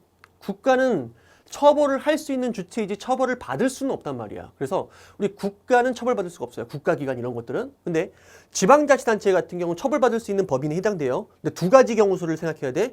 지방자치단체가 만약에 지방자치단체장이 만약에 국가사무를 기관이임 받아가지고 업무를 수행하던 중 공무원이 뭔가를 잘못했어요. 그러면 그때는 뭐야? 국가기관의 일부가 되는 거지. 지방자치단체장이. 그죠? 따라서 지방자치단체는 뭐야? 양벌 규정에 따라 처벌되는 법인이 될 수가 없어요. 근데 일반적으로 지들 사무를 수행하던 중 소속 공무원이 잘못했다? 그러면 처벌받을 수가 있어요. 그러니까 얘가 국가기관인지 아닌지를 보셔야 되겠죠. 기관이임 사무가 있느냐 없느냐에 따라서. 그다음에 네 번째. 여객자동차 운수사업법상 과징금부과 처분은 많이 나왔잖아. 이거 제재적 행정처분이죠. 행정벌이 아니야. 행정벌은 과태료랑 행정형벌을 얘기하는 것이고 그 나머지 제재적인 그냥 행정처분을 얘기하는 거야. 그럼 예를 들어서 영업정지처분, 과징금부과처분, 가산세부과처분 이런 것들 전부 다 뭐야? 제재적 행정처분입니다. 걔네들은 행정벌이 아니기 때문에 위반자의 고의과실이 필요해 안 필요해? 안 필요하죠. 과징금, 가산세 그 다음에 또 뭐겠지? 영업 취소, 영업 정지 이런 거 전부 다 뭐야? 고의가시를 요하지 않습니다. 다만 위반 의무를 해태할 수 없는 만약에 정당한 사유가 있었다. 그러면 뭐야? 이를 부과할 수 없다라는 거야. 정당한 사유가 있다면. 요 지문 그대로 너무 많이 출제가 됐잖아요. 정답 2번이에요. 이것도 절대 틀리시면 안 됐습니다. 그 다음에 18번. 공익사업을 위한 토지 등의 취득 및 보상에 관한 법률상 손실보상에 대한 설명으로 자 틀린 거. 자, 잔여지 수용 청구권 나왔네요. 자, 잔여지 수용 청구권은 뭡니까? 자, 여기는 수용 대상이 되어서 내 땅을 주고 보상금을 받으면 되는 거야. 근데 내 땅 중 일부는 수용이 되지 않았어요. 자, 그러면 여기에 대해서도 손실이 발생할 수 있어요. 얘는 공익사업 목적에 활용이 돼가지고 내가 보상금 받고 그러면 되는데 이 공익사업으로 인해서 수용되지 않은 나머지 토지의 땅값이 떨어진다든지 활용을 하지 못하든지 여러 가지 손실이 발생할 수 있단 말이야. 그때 토지 소유자가 뭐 할 수 있어요? 사업 시행자한테 토지 수용에 대해서 토지 수용 청구권을 행사할 수 있어요. 이 잔여지 수용 청구권. 그때 이 잔여지 수용 청구권을 우리가 뭐라고 하냐면 형성권이라고 합니다. 형성권이 뭐죠, 여러분들? 타노스의 반지처럼 들면 알아서 법적 효과가 발생하는 걸 우리가 형성권이라고 하죠. 형성권. 그래서 판결, 형성 판결, 취소 판결 떨어지면 어떻게 됩니까? 법률 관계가 그 판결에 의해서 자동적으로 소멸되거나 또는 다른 처분으로 변경이 되죠. 이런 걸 우리가 형성이라고 그래요. 그래서 잔여지 수용 청구권은 형성권적 성질을 갖기 때문에 이 수용 청구권을 행사하는 즉시 어떻게 되느냐? 토지 수용의 효과가 발생합니다. 즉 토지수용위원회의 재결이 없다 하더라도 얘네들이 뭘 하지 않다 하더라도 수용청구권 행사만으로 뭐야? 수용의 효과가 발생합니다. 그래서 이걸 형성권적 성질을 가집니다. 맞습니까? 우리 판결도 마찬가지죠. 예를 들어서 취소 판결을 내렸어요. 취소 판결 내리면 뭐야? 자동적으로 해당 처분이 소멸되지. 그럼 행정청이 직권 취소할 필요 있어 없어? 직권 취소할 필요가 없잖아. 왜? 형성력에 의해서 알아서 소멸돼 버렸으니까. 즉 다른 사람의 다른 행위가 개입될 여지가 없다라는 거예요. 똑같습니다. 그리고 참고로 여러분들 이 형성권은 강력한 권리라고 얘기했죠. 강력한 권리이기 때문에 자 이때는 참고로 알아두세요. 제척기간이 적용됩니다. 제척기간. 소멸시효가 아니라. 형성권의 행사기간은 뭐야? 제척기간이에요. 제척기간. 소멸시효가 아니라. 소멸시효는 시효 중단 효과가 있죠. 중단. 근데 제척기간은 중단 사유가 없어요. 왜? 그만큼 조기의 권리를 확정시키기 위해서요. 워낙 강력한 권리이기 때문에 상대방의 법적주의가 불안정하거든요. 자, 그래서 1번은 어쨌든 맞는 지문입니다. 그다음에 공익사업의 영업시설 일부가 편입됨으로 인해서 자녀 영업시설에 손실을 입은 자는 자 재결 절차를 거치지 않은 채 곧바로 사업 시행자를 상대로 자녀 영업시설 손실에 대한 보상을 청구할 수 있다. 틀렸지. 이건 우리 최신 판례로도 봤던 부분이에요, 여러분들. 그대로 봤던 거 틀렸습니다. 그리고 혹시 오해하시는 분들이 있어요. 이거 기본기가 이거 만약에 여러분들 이거 만약에 여기 재결 절차 나오는데 이게 만약에 행정 심판 재결이다 라고 생각하셨다 하면 이건 여러분들 스스로 반성하셔야 돼요. 이건 기본기가 없다라는 얘기야. 그런 분들은 내년 시험 대비를 위해서 뭐야? 기본 강의 같은 거 최소한 한 번 정도 빨리 돌릴 필요도 있습니다. 이건 행정심판 재결이 아니야, 이거. 여기서 말하는 재결은 자, 우리 공익사업을 위한 토지 취득 및 보상에 관한 법률에 따르면요. 수용 과정이 어떻게 돼요? 우선 토지수용위원회가 수용 재결을 내리잖아. 수용 재결 내리죠. 수용 재결 이후에 뭐야? 여기에 대해서 만약에 이의 신청을 하게 됐다. 면 중앙토지수용위원회의 뭐가 돼 있어요? 이의 재결이 떨어지죠. 이의 재결. 자, 여기까지. 색깔 잠깐만 바꿔볼게요, 여러분들. 이의 재결이 떨어지는데 이때 이 이의 재결 있잖아. 이게 뭐야? 특별법상의 행정심판, 특별행정심판이 되는 거예요. 특별행정심판. 그리고 앞에 있는 이 수용 재결은 뭐가 되는 거야? 이게 원처분이 되는 거예요. 이 토지수용위원회도 합의제 행정관청이잖아요. 얘네들이 내린 수용 재결이 뭡니까? 원처분이고 이 수용 재결은 어떤 내용을 담고 있습니까? 토지를 수용한다. 즉, 네 땅 우리가 가져간다. 플러스 뭐야? 보상액, 보상 지급액 이런 것들을 결정하는 거죠. 보상액 결정. 이런 걸 같이 하는 거란 말이야. 맞습니까? 자, 그렇다면 잘 봐요, 여러분들. 내가 언제 손실보상 청구할 수 있는 거야? 또는 손실보상 이런 거에 불복해갖고 소송을 제기할 수 있는 거예요. 언제? 이게 우선 떨어져야지. 수용재결이 먼저 떨어져서 보상액이라든지 보상 지급 여부 결정이 다 나오고 나서야 여기에 대해서 불복을 한다든지 또는 그 이전에 손실보상을 청구하든지 할 수 있는 것이죠. 즉 행정처분 여기 처분 없이 곧바로 내가 보상을 청구한다든지 여기에 대해서 이의 신청을 한다든지 또는 소송을 제기하든지 다 못하는 거예요. 전부 다 뭐가 있어야 돼? 요 수용재결이라는 게 있어야 돼요. 그래서 여기서 말하는 수용재결, 여기 재결은 수용재결을 해야 돼요. 수용재결. 자, 이 수용재결 절차를 거친 다음에 뭐 할 수 있다? 보상을 청구할 수 있다는 얘기예요. 그래서 혹시라도 질문하시는 분들이 있단 말이야. 이거 질문 보고 선생님 그럼 공익사업을 위한 토지취득 및 보상에 관한 법률상 이러한 이 이의재결 절차라든지 이런 것들은 뭐 필요적 전치주의입니까? 에이 무슨 필요적 전치주의야. 임의적 행정심판 전치주의죠. 이거 안 거치고 소송 제기할 수 있는 거예요. 왜? 여기서 재결 절차를 반드시 거치라는 얘기는 얘가 아니라 얘 얘기하는 거야. 얘가 아니라 행정심판이 아니라. 자, 그래서 요거는 틀린 지문이에요. 틀린 지문. 자, 그럼 다시 한번 색깔 바꿔봅시다. 자, 국가 등의 공적기관이 직접 수용의 주체가 되는 것이든 또는 민간기업이 수용의 주체가 되는 것이든 본질적인 차이가 있는 것은 아니다. 이게 헌법재판소 판례인데 우리 판례가 뭐라고 했습니까? 민간사업자가 사업시행자로 지정되는 것 자체가 위헌이 아니다. 합헌이다 이렇게 얘기했어요. 그래서 실제로 공익사업 같은 걸 시행하는 사업시행자가 꼭 국가나 지방자치단체가 되는 게 아니라 민간기업, 예를 들어서 뭐 SK건설 이런 애들이 사업시행자로 들어가기도 한단 말이에요. 됐습니까? 그리고 맞는 지문이에요. 손실보상 산정을 위한 감정평가 중 어느 하나 한 가지 점이라도 위법 사유가 있습니다. 여러 가지 감정평가 내용 중 어떤 건 위법하고 어떤 건 지금 적법한 사안이에요. 자, 그때 그것으로서 감정평가는 위법하게 되나? 맞죠? 법원은 그 감정 내용 중 위법하지 않은 부분은 추출해내서 뭐 할 수 있다? 판결에서 참작할 수 있다. 이거 맞죠? 왜? 이 부분은 적법하니까. 전문가의 어떤 의견이고 적법하니까 뽑아서 참작할 수 있다.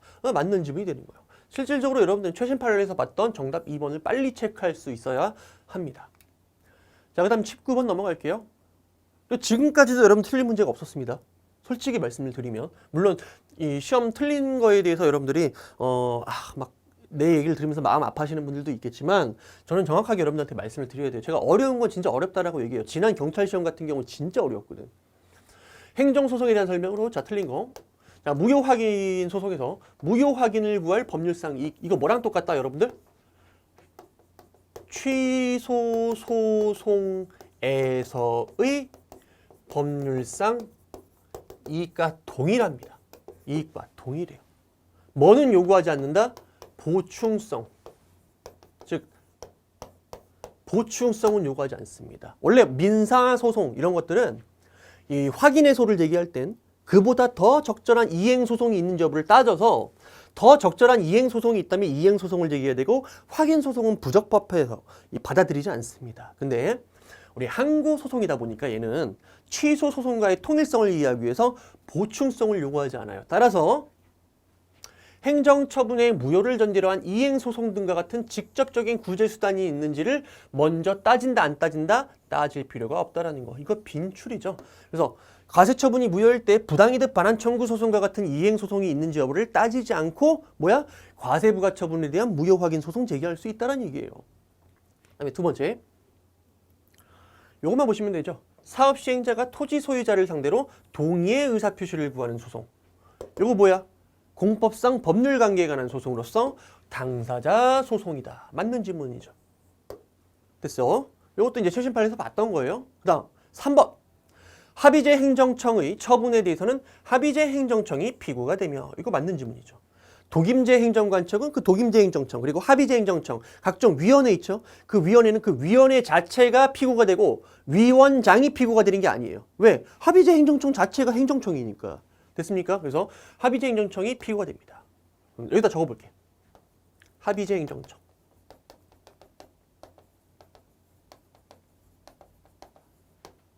자, 각종 위원회요. 각종 위원회.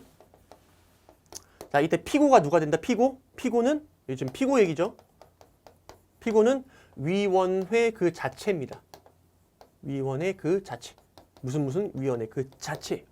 근데 예외가 있었죠. 이게 원칙이라면 예외가 있습니다. 예외. 자, 예외는 위원회가 아니라 위원회에 있는 위원장이 있죠. 무슨 위원회의 위원장. 이렇게 오타가 나니? 자, 위원장. 이건 예외입니다. 예외. 예외 세 가지 여러분들 무조건 외우라고 얘기했습니다. 이것도 누누이 강조했던 거예요. 그래서 두 문자 따드렸죠. 노회인. 그래서 자, 노동위원회.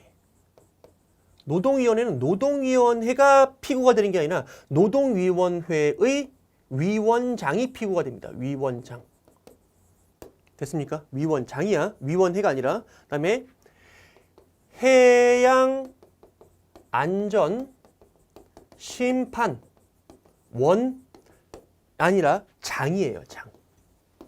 해양안전심판원장. 그 다음 마지막으로 시도 인사입니다. 인사위원회. 인사위원회가 아니라 이 인사위원회의 위원장이에요.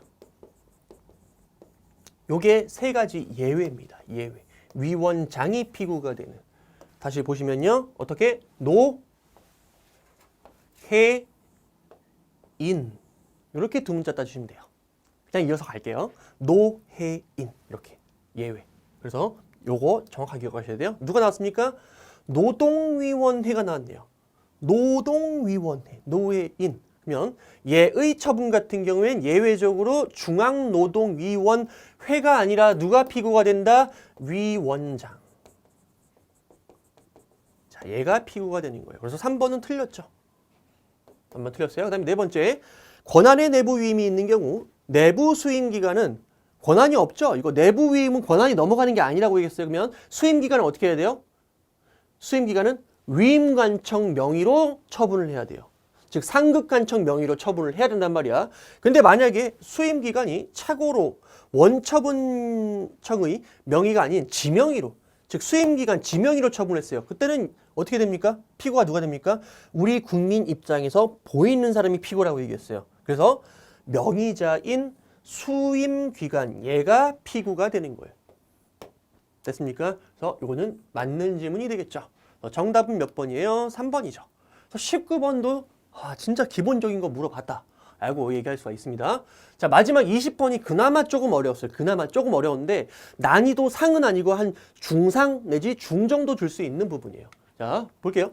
국가배상법 제5조상 영조물의 설치 관리상의 하자로 인한 손해배상 책임입니다. 그리고 참고로 이 영조물은 뭐다? 우리 판례가 강학상 공물로 보고 있죠. 공물.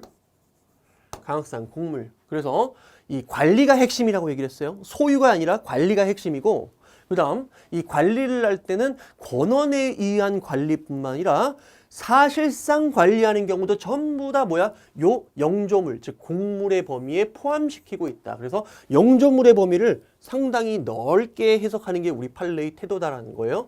자, 이때 옳지 않은 거.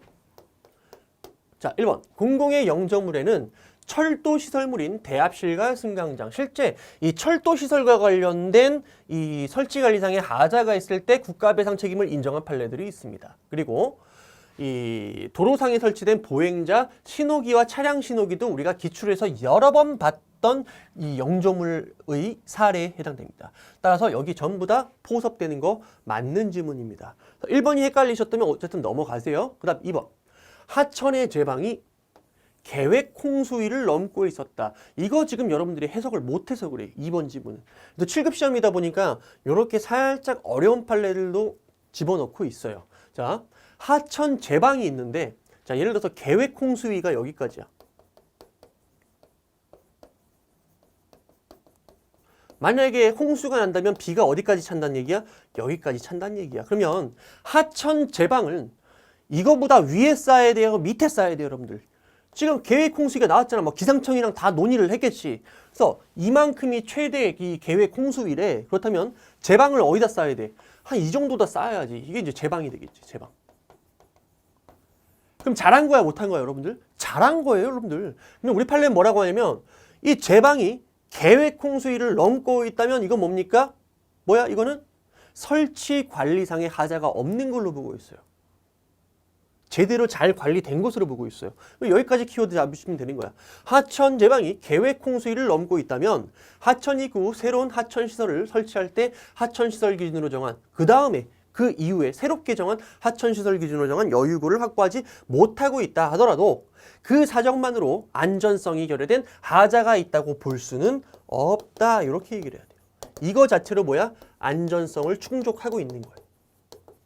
요 판례가 사실상 어려운데 요게 하필이면 정답 지문이에요.